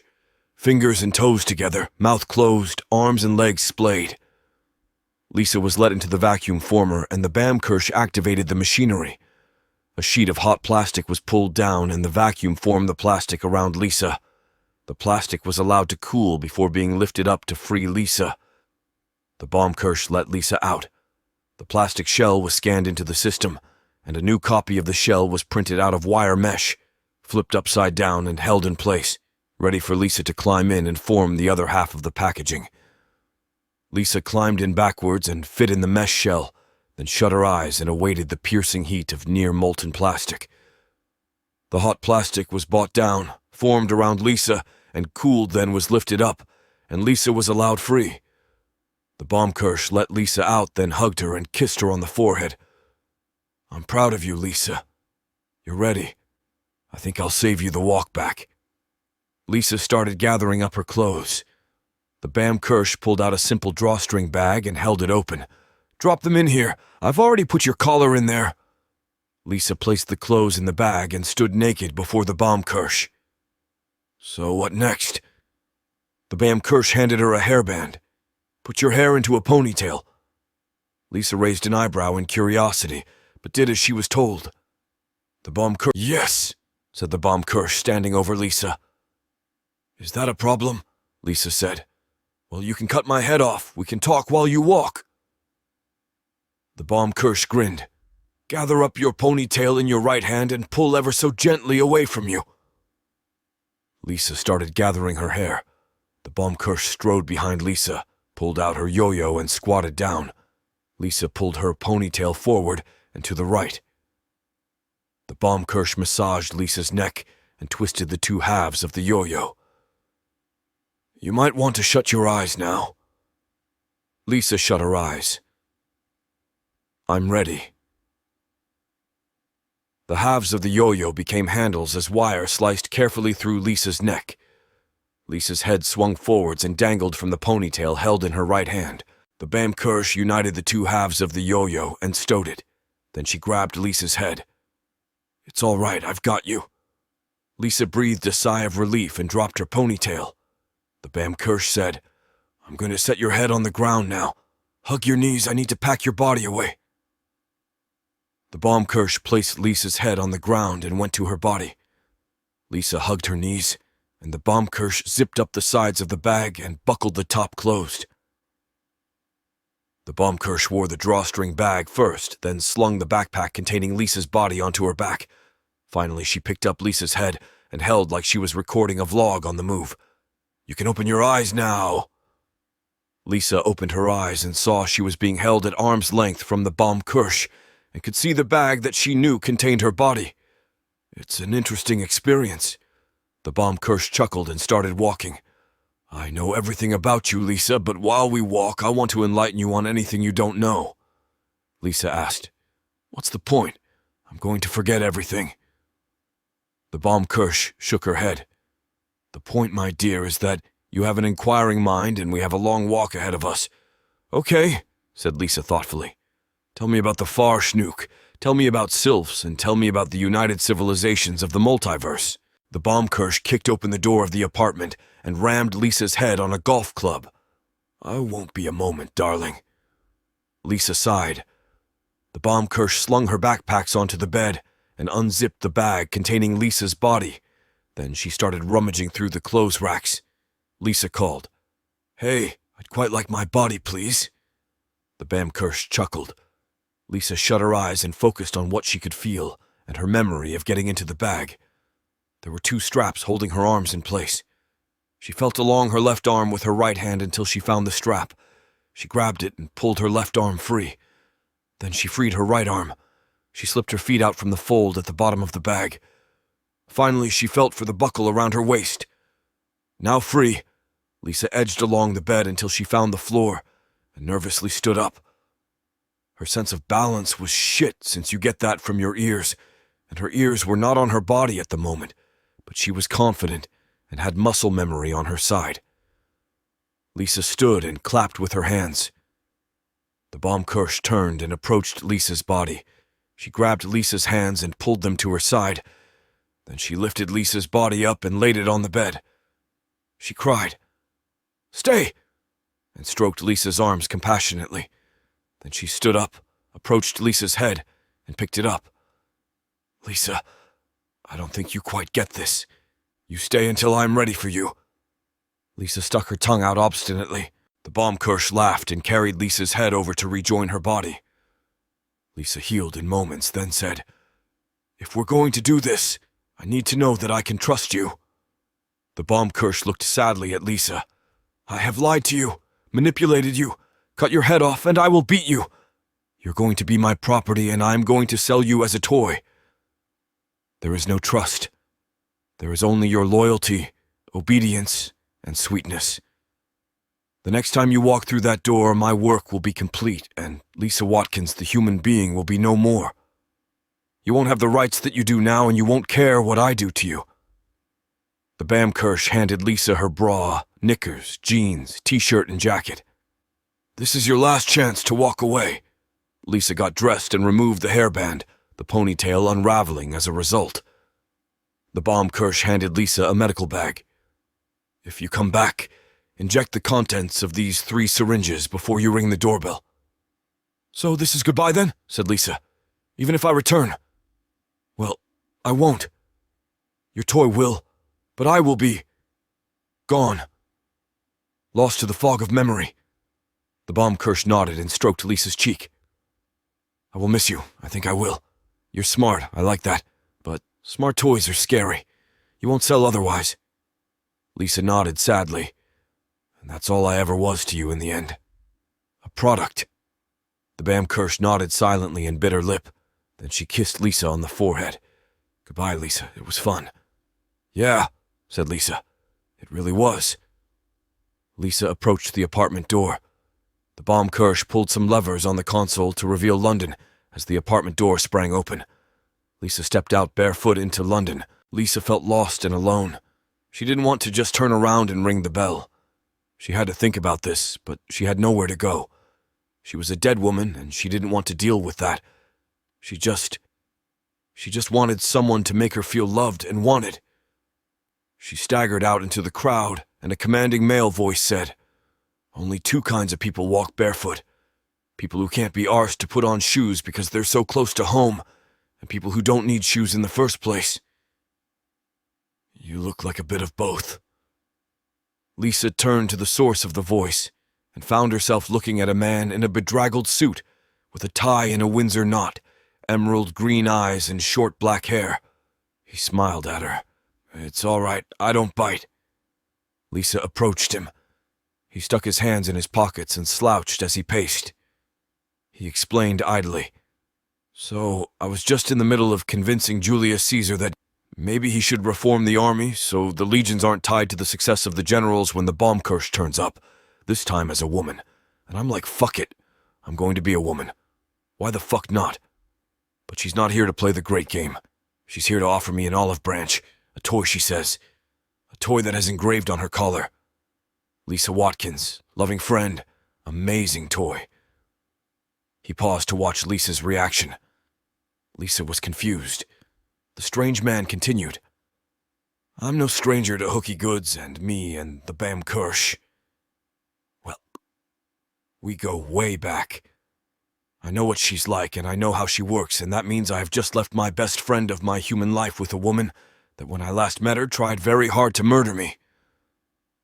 He paused and looked at Lisa. "I'm risking my best friend's life to see that you are okay, Lisa.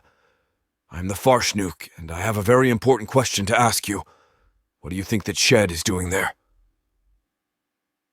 With that, the man turned and strode towards where a rickety wooden shed lay parked at the side of a road. Lisa followed. The man entered and left the door ajar. Lisa carefully approached the doorway and saw a large room with a mushroom-shaped console beyond. She entered it. Lisa entered a large, seven-sided Art Deco room covered in crisp packets and soda bottles. "Don't mind the mess," said the man. "You can shut the door if you like. We both know I can't hurt you." Lisa shut the door behind her. The man approached with a bowl of what looked like dry cat food. "Kibble?" Lisa examined the food nervously, then looked at him. He frowned. "Yeah, wasn't exactly sure what toys ate. This is Sylph kibble. Keeps the girls good and strong and their hair ever so shiny." Lisa smirked. "So you really are the Farschnuck?" The Farschnuck nodded. "And you look lost. Do you want to follow me through into the living room and tell me about it?" Lisa looked at him awkwardly. The Farschnuck smacked his head in frustration at his own stupidity. "Toy, Farschnuck, she's a toy." He grimaced. "Lisa, I am going to sit on the sofa in the living room. There will be space next to me." The Farschnuck strode through a door into a living room with sofas and armchairs, TVs and DVDs. Lisa followed. The Farschnuck sat rather ostentatiously on the sofa. Lisa sat beside him. "So what is it you do with sylphs?" asks Lisa. The Farschnuck frowned. "I am not a nice man, Lisa. When I saw the sylph pill in action, I panicked. I did things, nasty things. 20 years of nasty things. I saw sense eventually, and I became a hero. For a brief moment, I knew someone. She was my you. She made me complete. She was my pet and one of my best friends." "What happened to her?" asked Lisa. The Farschnuck stared into space for a long moment, then said simply, "Bad things." Lisa took his hand and squeezed it. The Farschnuck looked at Lisa and frowned. "You'd make the most amazing sylph you know."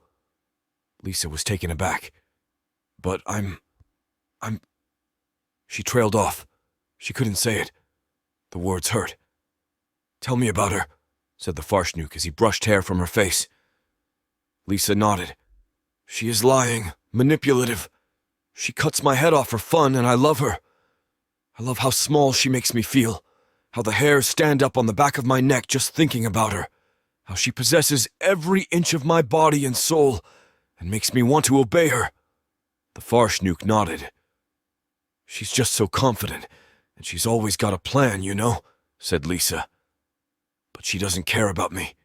She cares about the product, the Farshnook said carefully. What needs to happen before you become the product? Lisa held up the medical bag.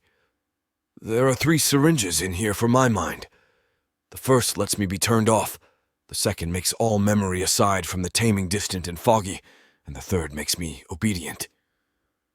The Farshnook nodded. Yep, that's the Bam Kirsch, all right. Lisa gave the Farshnook a pained expression. What do I do? I love her so much, and I want to please her so much, but I don't want to. The Farshnook hugged Lisa. Darling, I would take you in heartbeat. You wouldn't even have to become a sylph. Then he pulled back. But I don't think you want to run away. I don't think you want a third way. I think you're scared because nobody can be that good, but I think you want to go through with this. Lisa was on the verge of tears. Will you inject me? These... It's hard. I can't do it. The Farshnook stroked Lisa's cheek. I'll do it. I'll deliver you to the Bam Kirsch, and I'll even ring the doorbell for you, but I am not doing it now. Lisa swallowed hard. Why? It's all I'm good for. The Farshnook froze as tendrils of rage clawed at his features. He swallowed and shook his head. Lisa, you are a young and beautiful woman. You could achieve so many things. I'm not delivering you now because I know how the Bam Kirsch operates, and I know who you are, and you did not start down this path because the Bam Kirsch was that good at talking to you. Something happened to make you choose this. What was it? Lisa thought back to happier times, and she started to calm down as she explained. Well, she gave me 3 chances after I next saw her, when she would make me go away and consider my life choices. My ability to say no would diminish each time, but I would have 3 chances. So it was a card I kept in my back pocket for a rainy day. And that rainy day came, said the Farshnook. How? Lisa sighed. Turns out graduating just means a hunk of debt to pay off, and 3 years of your life wasted. And oh, by the way, you're more likely to be killed by the social security system than you are to be murdered. The Farshnook grimaced. And when you're trapped between the Nazis and the communists, suddenly a deal with the devil, especially if you have 3 more chances to cancel the deal, looks pretty darn tempting. What happened next? She gave me a fuck ton of money and a job, said Lisa. And I took my first chance and ran with it. But? Asked the Farshnook. But she was under my skin, said Lisa. And I was just like, well, my job's awesome, but I know how it ends, and I don't know how being a pet ends, and I'm excited to know how I get there. The Farshnook frowned. The ennui of the career ladder. How did you spend your next chance? Lisa said. I said goodbye. I knew I was hers then. So I faked suicide notes and had my friend from university, Nikki, act as my secret keeper and find them. The Farshnook nodded. The hooks were well and truly in, and what was your 3rd chance? Lisa looked at him awkwardly. This is it. The Farshnook froze, his brain making dreadful calculations. He whistled, then said, Well played, Bam Kirsch. Well played. Lisa stared at the strange man. What do you mean? The Farshnook explained. You're not a doctor or a nurse, and no offense, but you don't look the type to do drugs from a needle. The only way you could possibly get yourself injected is if you walk to a hospital and ask around, and they'll take one look at you and decide to get the syringes far away from you. Fuck knows what surprises the Bam Kirsch has in store if they try to study the syringes. You will get sectioned for saying stuff their understanding of science says is impossible, faking suicide and expressing a desire to be a toy. They'll realize you're harmless and your conditioning will break. You will get a good job and live a good life, Lisa said. I don't understand. The Farshnook sighed. The Bam Kirsch cares for you. She really cares for you. She gave you up. She gave up the product you represent to her. Lisa was struggling to take this all in. But that's good, isn't it? Oh, it's very good, said the Farshnook coldly as he stared into space. Then why do you seem angry? Asked Lisa innocently. The Farshnook stood up and grimaced. He threw a cushion across the room. I am angry because the Bomb Kirsch is a cold, calculating little witch who is not ruled by such things as emotions. He spat on the floor in disgust. She planned to sell you to me, and that means she knew that there would always be a reality where that exists, but for that reality to exist in a universe where she gave you up, something has to change, and that something is me, turning up to play the hero only to realize that yet again I have to kill a woman. Lisa stood up and cried. What? You're going to kill me? The Farshnook looked Lisa in the eyes. She's going to mass produce and sell you. She only needs to do that once for all the other Bamkirsches to get you as a toy. I, through my stupid desire to help, am the only person available who can inject you. If I don't, I can't return to my friend. I will have abandoned her to the woman who did this to you. Lisa swallowed, understanding. One way or another, you have to let someone become a toy of the Bamkirsch. The Farshnook nodded, silently furious. And I've already been tamed, said Lisa bluntly. I just need to make the last step. The Farshnook walked past Lisa and paced the console room. I can't do this anymore, he said. He screamed at the ceiling. I am not doing this again. Lisa stepped out into the console room. 20 years! 20 fucking years! And now this! And now this! The Farshnook kicked the console. Lisa asked, Are you okay? Morality's a lich, said the Farshnook. Then he opened a cubby in the stem of the console and pulled out a pencil and paper. He handed the paper and pencil to Lisa and said, I need names and places. The Prime Minister, the head of the Department of Work and Pensions, your secret keeper. If I'm here, I might as well do some good. Beyond, well... Lisa started writing. The Farshnook watched her and felt a pang of heartbreak.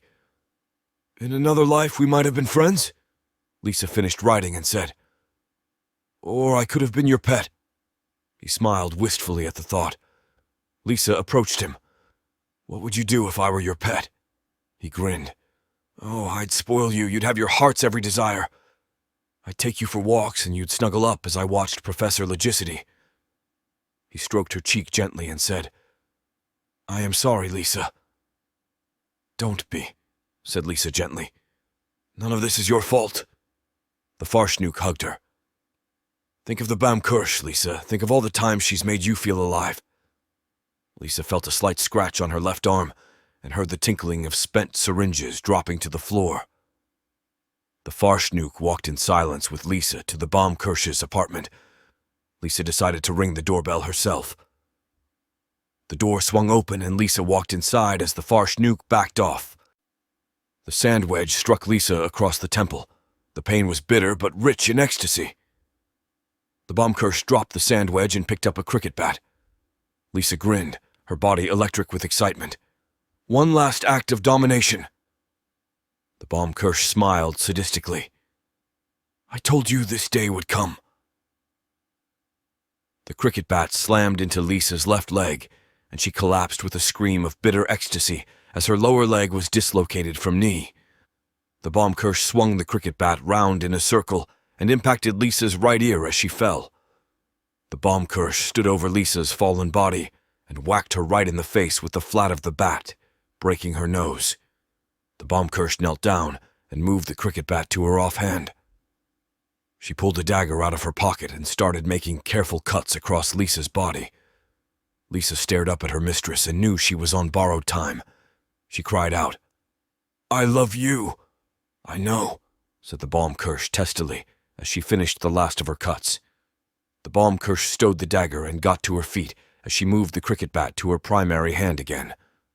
Lisa hurriedly got her feet, fully healed, and looked over to where the toy box sat, its lid open to catch and slam down on anything thrown into it. The Bamkirsch circled Lisa and slammed her in the arse with the cricket bat, sending her flying towards the door. Lisa's shoulder caught the corner of the hallway wall, and she screamed with bitter ecstasy. It was now that she noticed she was standing naked, and her clothes lay in pieces on the floor. She laughed. The Baumkirche abandoned the cricket bat for a pair of hockey sticks. Lisa grinned and backed away to give the Baumkirche room to swing. The Baumkirche lashed out with one heavy strike from the left stick and followed it up with the right. Lisa had a moment to catch her breath before the Baumkirche started pounding, just pounding away at Lisa. Lisa jumped and the Baumkirche seized the opportunity presented. Lisa was juggled into the air above the Baumkirche, and when just about every square inch of her flesh had been pummeled, the Baumkirche picked up a baseball bat and slammed Lisa's bruised and battered body into the toy box. The lid of the toy box slammed shut on Lisa, and she lay in exquisite ecstasy in the dark until the injections took effect. The Baumkirche tossed the baseball bat away and stood panting for a moment. She approached the toy box and saw a device she'd installed on the toy box lid glow with a green light. The injections within Lisa had activated, and the device had just successfully turned Lisa's mind off. The Baumkirche opened up the toy box and found Lisa in a heap. She lifted Lisa up and carried her to the bed. Then she pulled out her quantum oscillator and altered the jamming frequency to allow Lisa's body to go limp. The Baumkirche slid the fold-out bag underneath Lisa and buckled her into the bag. Next, she slid Lisa's feet into the special fold at the bottom of the bag and pulled Lisa's arms through the side straps. She posed Lisa so she was hugging her knees and altered the jamming frequency to hold her body in that position. Then she zipped up the bag and buckled the top closed. The Baumkirche went to the console and, after a while at the controls, she pulled the door lever and it sprang open. The Baumkirche slung the bag containing Lisa onto her back and walked out the door. The factory was buzzing with overseers and workers now. It was about to go live after all. The Baumkirche made the long trek over to the input scanner for the factory and found the packaging waiting on the input plate. The chief overseer nodded respectfully. "Ma'am." The Baumkirche smiled at the reassuring sight of Francine, the fat, freckly, 50-year-old, massively experienced chief overseer, and said, "It was a bit fraught, but I got her in the end." The chief overseer nodded. "Well, just lay her in the packaging, and my crew will have her ready for data entry in few moments." The Baumkirche nodded and approached the packaging. It was the bottom part of the packaging, and she half smiled at the impression of Lisa's butt. The Baumkirche carefully took the bag containing Lisa off her back, unbuckled the top, and unzipped it. She altered the jamming frequency, and Lisa's body went limp. She pulled Lisa's arms and feet free, then unbuckled her from the bag. She lay Lisa's body out flat and altered the frequency again, so the Baumkirche could easily lift Lisa into the packaging. She altered the frequency to let Lisa's limp body fit perfectly into the grooves. Then she stood back. The chief overseer's hand-picked team bought the top part of the packaging on top of Lisa, and then they proceeded to glue, tape, and cable, tie the two halves of the packaging securely around Lisa. The chief overseer said, "Mom, we're about to wire in the psychoinhibitors and interference dampeners." The Baumkirche nodded and aimed her quantum oscillator at Lisa. She altered the frequency one last time, and Lisa's body was held rigid in position. The Baumkirche lowered the quantum oscillator. The chief overseer nodded for work to continue. The button to turn Lisa's mind on was added, and Lisa's skirt, crop top, bikini, flip-flops, and collar were added. Then interference-dampening wires were laid out, and small battery-powered computers programmed to knock Lisa unconscious, and alert security if mind-brain function was detected were added. Finally, the cardboard branding was slid into position and secured with tape. The chief overseer inspected the packaging, then cried, "All right, guys. You've done a good job. Clear the area and get to your workstations. It's go time." Everyone cleared away from the input plate, and the Baumkirche looked anxiously at Lisa as beams of logic scanned her every subatomic particle and oscillation of logic. The chief overseer listened into an earpiece and said, "That's 3 good scans. Ma'am, she's all yours." The Baumkirche ran forwards onto the input plate and tore at the packaging. She pulled the knife from her pocket and started cutting Lisa free. Then she pressed the switch on button. The toy opened her eyes and said, "Hello, I'm Lisa. You can call me something different if you like. What's your name?" The Bamkirsch grinned. "You may call me Mistress. I am the Bamkirsch." The toy grinned. "My maker. You raised me up from humanity. How may I make your life better?" The Bamkirsch stroked the toy's cheek and said, "You can start by getting dressed." The toy nodded. "With pleasure, Mistress." The Bamkirsch helped the toy out of the packaging and handed her her clothes. The toy got dressed and the Bamkirsch readied her collar. The toy stood before the Bamkirsch in the pink skirt, crop top, and flip-flops. The Bamkirsch smiled and approached the toy. She grabbed her round the waist and pulled her close. The toy grinned. The Bamkirsch secured the collar around the toy's neck and said, "Follow me, girl, and stay close. I don't want to lose you." The toy nodded. The Bamkirsch stroked the toy's cheek and turned away from her. The chief overseer was grinning. "She's everything you wanted then?" "Oh, yes," said the Bamkirsch gleefully. "A truly amazing little toy. Now, if you'll excuse me, The chief overseer chuckled. "Go. Enjoy her. You've earned it." The Bamkirsch nodded and started making her way to the apartment. The toy followed obediently. The Bamkirsch entered the apartment and headed to the console and felt breath on the nape of her neck. She turned and saw the toy standing right behind her. Clearly her toy was a good deal stupider than Lisa. The Bamkirsch had a wicked thought and asked, "Hey girl, how would you feel if I cut your head off?" The toy blushed and giggled. "I am yours to command and play with." The Bamkirsch studied the toy for a long moment and fondled the yo-yo in her pocket. The toy was grinning at her. It was a stupid, childish grin, the kind a lovesick youngster gives their crush. The Bamkirsch shook her head. It wasn't the same. There was no pleasure to be taken from such a brainless individual.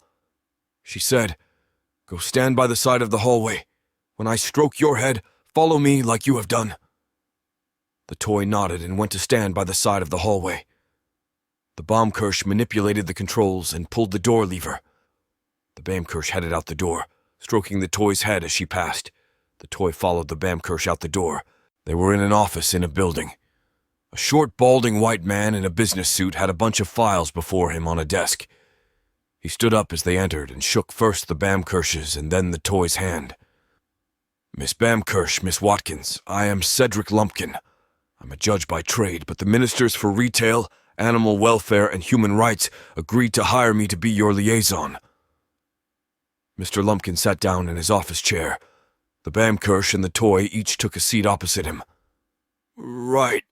This is the situation as I understand it," said Mr. Lumpkin. "You, Miss Bamkirsch, wish to claim legal right to own, mass produce, and sell Miss Watkins here? Indeed, not only that, but you wish to file a patent and copyright claim upon her?" The Bamkirsch nodded. "That's right." The toy smiled bemusedly at Mr. Lumpkin. "Why?" asked Mr. Lumpkin. "On what grounds?" The Bamkirsch said. "The why is simple. I need money, a lot of money, an awful lot of money. I am an incarnation of the elder god Bamkirsch, and so I decided to break out my old hobby, making toys." Mr. Lumpkin sighed. "At least you're honest about what motivates you. But surely you must see that it is quite impossible for any civilized society, let alone one that was forged under oppression, to tolerate selling thinking beings as toys." The Bamkirsch shook her head. "It's transformative. Lisa Watkins may have been born a free-thinking creature, but I have remade her. I changed her outlook and ideals. I have rewritten her soul. I've changed her biology with tools and potions of my own original design. The toy you see before you now shares the face and essential personality attributes of Lisa Watkins, but everything else was changed by me." Mr. Lumpkin said, "But that's murder?" The Bamkirsch shook her head. "I consulted with Lisa every step of the way, and I have full logs of our meetings. I even have her memories backed up. I absolutely remade Lisa into a toy, but she absolutely consented. I mean, she gave herself the last 3 injections. Besides which, Lisa isn't really dead. She's changed beyond almost all recognition, but that is still her mind. Her memories of all, save the taming, are locked behind a haze that can be lifted over time with help. The intent is that the customers get to enjoy a blank slate that will grow to love them. Mr. Lumpkin frowned. If there is evidence to what you say, then it would seem that you do indeed have a case, but this sets a very dangerous precedent. The door squeaked open, and a tall blonde woman in a business suit arrived. "Sorry I'm late. Ship got delayed. What did I miss?" Mr. Lumpkin stood up to shake the woman's hand in greeting. "Ah, Miss Dance's hatchling liaison." The hatchling of Lucy Dance shook Mr. Lumpkin's hand. "Yes, Lucy is very keen that this goes off without a hitch." The hatchling took a seat beside the toy.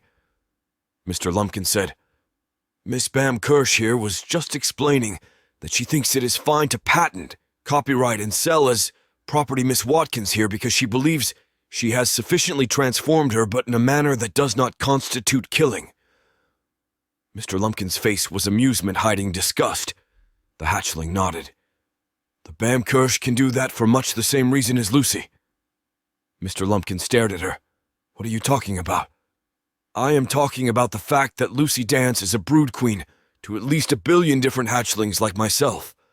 Many are sent off to war, but a good 3% are given to various nobles and friends as gifts," said the hatchling confidently.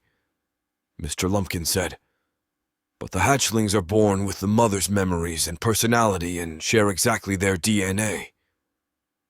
In many ways, you are Lucy Dance, so Lucy going about these practices is fine because she can be sure of consent, and nothing is enshrined in law." The hatchling grinned, sensing victory. "Ah, but Lisa did consent. Lucy met her and verified as such, and the method of producing the toys is a logicular replication, essentially quantum teleportation, but without the need for quantum entanglement and the destruction of the original. If quantum teleportation was deemed ethically sound enough to use for transporting people, then legally toys produced via logicular replication can be said to be the same as the original toy, and therefore what the one consented to, the others would have too." Mr. Lumpkin was stunned by the argument, but the hatchling wasn't done yet. "By your own logic, if the Baumkirsch was not asking for payment, the toys could be just as manufactured and made available to the same people in the same way. You would just have it that any random person without the means to provide the toys with sufficient engagement could get one, and without any kind of legal regulation to protect the toys or the people who buy them," said the hatchling. The Baumkirsch whistled, impressed. Mr. Lumpkin said, "All right, you have a case, but I want all records, and I want a full scan of Miss Watkins to ensure that everything is above board." Months passed in fierce negotiations, but finally the Baumkirsch, the toy, and the hatchling hit the restaurant to celebrate. Lucy and Greta sat at a table and waved them over. The hatchling and the Baumkirsch sat opposite Greta and Lucy. The toy stood beside the Baumkirsch. "So a little birdie tells me you are now the proud legal owner of one Miss Lisa Watkins," said Lucy conspiratorially. The Baumkirsch grinned. The hatchling said, "It was a nightmare. Months of banging our heads against this brick wall as every time we convinced him to see a single element of our argument, he would resort to the same old rhetoric. Well, this is slavery. This is murder. This is abuse." Greta chuckled. "Anyway, eventually we wore him down," said the hatchling. "Good," said Lucy. "And how do you feel?" The Baumkirsch whispered to the toy. "Hey girl, sit on my lap, yeah?" The toy nodded, and once the Baumkirsch had moved back a bit, the toy sat on her lap. The hatchling sighed. "I just feel so euphoric, so relieved, it's finally over." Lucy laughed. "I meant about each other." The hatchling frowned. "How do you mean?" The Baumkirsch and Greta laughed. Even Lucy smirked. The hatchling looked to the toy curiously, then said to the Baumkirsch, "Well, how do you feel?" The Baumkirsch looked the hatchling in the eyes and said, "I think it could work." The hatchling looked back at Lucy. "Why?" Lucy shrugged. "I'm sort of the mascot of the United Civilizations. I could do with having toys made of me and, well, what else are you going to do?" The hatchling blushed. "Well, I suppose I am a little open to the idea." The Baumkirsch chuckled. "She'll be in stores by the end of the week." The hatchling looked away nervously. The Baumkirche said, "Anyway, I'm afraid I must confess something." She pulled a memory gun round out from her pocket. "I cheated." Lucy laughed and clapped her hands gleefully. "Fantastic!" Then she dug a memory gun out of her pocket. The Baumkirche handed the round to Lucy. Lucy loaded the round, took aim in the dead center of the toy's forehead, and fired.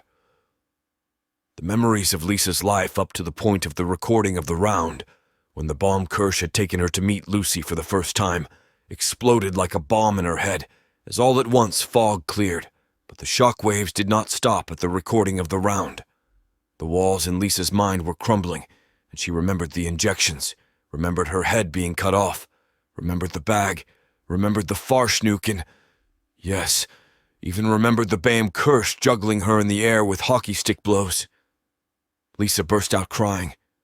The Baumkirche squeezed Lisa tight and said, "It's okay, I am never leaving you again." Lucy handed Lisa her serviette.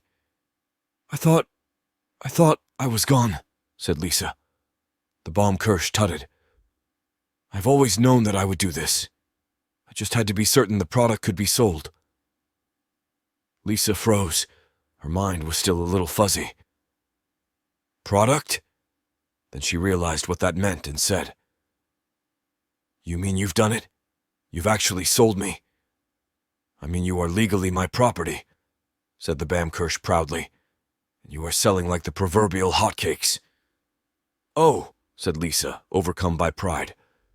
"And," said Lucy cheerfully, "you're going to have some company in that toy box of yours." The hatchling sheepishly waved.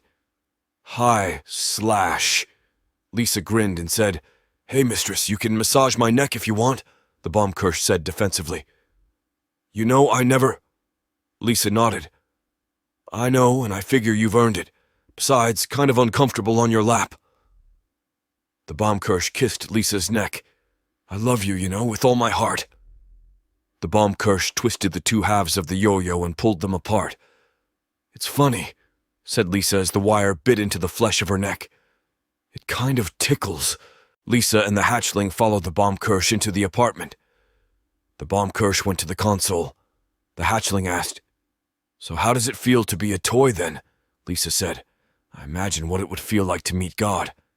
There's just this intense feeling of love and warmth and protection, like I will never be harmed again." The Baumkirche snorted. Lisa smirked. "Well, like nobody who I don't trust on a very deep level will ever harm me again." The hatchling nodded. "That sounds really nice, actually." "Oh, it is," said Lisa gleefully. "And it's fun." The door sprang open. The Baumkirche said, "I believe I made you a promise?" Lisa thought for a second, then grinned. "Oh." The Baumkirche stroked the back of Lisa's head. "You ready?" "What about her?" asked Lisa, regarding the hatchling. The Baumkirche said, "Lucy, strip naked and climb in the box. We'll let you out." The hatchling stared at the Baumkirche.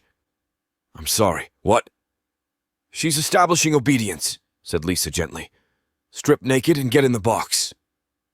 The Baumkirche and Lisa left the apartment. The hatchling shrugged and started stripping. Nikki staggered over the threshold of her house with her shopping and kicked the door shut behind her. A week since Lisa had been reported missing.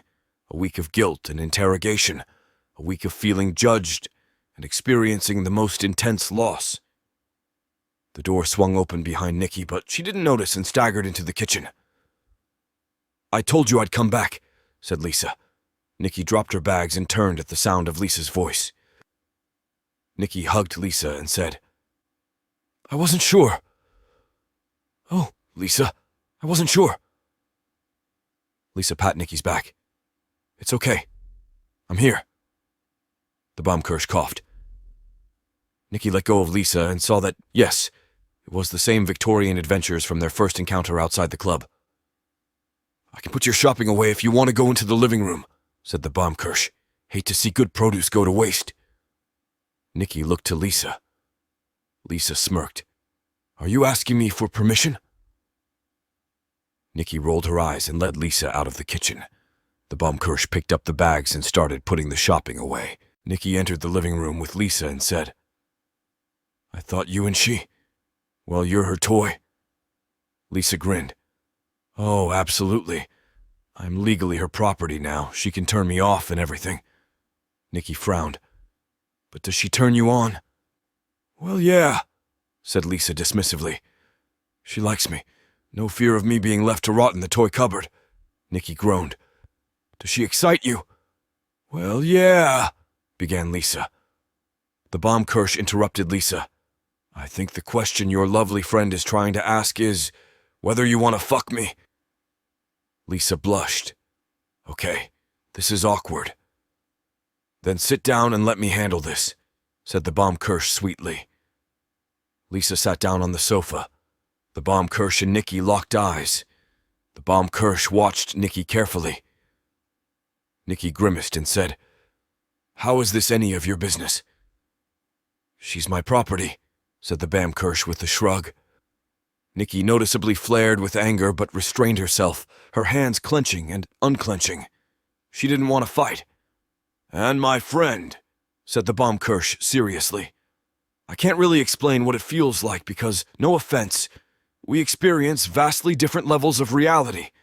I can tell you this, though. I don't want to fuck her, and I don't want to marry her. Humans are so small. You're adorable. You're children playing at being grown-ups because you have money and internet and politics. I've watched universes spontaneously generate, subdivide, and die. I have made toys of generals and kings. I've waged bloody warfare with my kin and savaged the multiverse without realizing. And you would pick a fight because I stated a simple fact about my relationship with Lisa. Nikki snarled. You arrogant bitch. The Bamkirsch chuckled. I know you don't give a shit about Lisa, but I do, snarled Nikki. And I need to know if she loves you. Yes, said Lisa simply. The Bamkirsch gave her a worried look. Nikki felt winded. What? It's not just Christ, Nikki. I'm human, or I was. I can't experience being a toy the way she can experience loving one. I have to go with what I know, and I absolutely feel sexually aroused, said Lisa irritably. It's a terrifying and addicting loss of control. She's played with me and used me, and now I can't live life any different. Nikki went to sit beside Lisa and comfort her. The Bamkirsch felt incredibly awkward. I'm sorry, I didn't know, Lisa sighed. You have nothing to apologize for. I love what you've turned me into and the life you've made for me, Nikki asked. And what about me? Lisa shrugged. You're a good friend, and I love to make you happy, and you feel so nice, and you make me feel so nice, but I'm her toy. Nikki nodded, then said, Let's see a demonstration then. Lisa stared at her confused. The Bamkirsch raised her eyebrows with interest. Nikki said, You said you'd have the Bamkirsch show off the goods when you were finally a toy, so let's see a demonstration. Lisa grinned. Nikki said, That's more like it. Bamkirsch, I trust you don't have a problem with this? Not at all, said the Bamkirsch with a smile. Lisa, get off the sofa. Lisa stood up obediently and felt buoyed with confidence. May I? Asked the Bamkirsch, as she gestured to the seat vacated by Lisa. Nikki laughed. Of course. The Bamkirsch took the seat on the sofa and said, Honey, cross-legged on the floor between my legs, if you will. Lisa did as was asked of her. The Bamkirsch said, You're not squeamish, are you? Nikki said. No. Why? The Bamkirsch started gathering Lisa's hair up in a ponytail. Well, this is more of a party trick really, but we like it, don't we, girl? Lisa giggled. The Bamkirsch tied off the ponytail and held it loosely. Take this, and pull gently. Nikki accepted Lisa's ponytail, and within a matter of moments she held Lisa's head in her hands.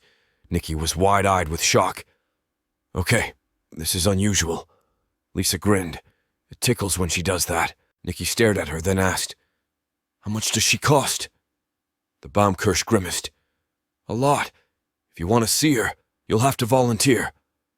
Nikki stared at the Bamkirsch. What do you mean, volunteer? The Bamkirsch frowned and poked Lisa's nose. Like her. I think you better leave, said Nikki. and she placed Lisa's head back on her body. Lisa said, "We're coming back at Christmas and New Year's and your birthday." Nikki glared at the Baumkirsch. The Baumkirsch chuckled. "Don't worry, if I can convince her to let me cut her head off, I can see we miss Christmas." "Thank you," said Nikki. Lisa said, "No, we're coming back." The Baumkirsch got to her feet and said, "Honey, we've got a girl in the toy box, remember?" Lisa nodded and got to her feet. "Oh yeah, I can't wait until she's conditioned and obedient. She's going to be so adorable." The Baumkirsch rolled her eyes and said, "See you later." Then they entered the door and it shut behind them. Weeks and months passed. Nikki was alone. Her job had been going well, and oddly, the economy had picked up. Key ministers had been sacked, mysteriously resigned, or changed their entire political philosophy overnight. A lot of people were very angry about the sudden global swing towards the left, but the most vocal voices of dismay had fallen silent. It was as if all the bigots had cried out in anger and were slowly being silenced. At Christmas, she noticed a large box waiting for her. Taped to its front was a letter. Nikki opened the letter and read, "You don't know and be glad you don't, but I am the one responsible for all the common sense the world seems to have developed. I get revolutionary when I get angry. I have a secret to tell you. I stopped your letters getting out. I couldn't change what happened, but I could alter things around what happened.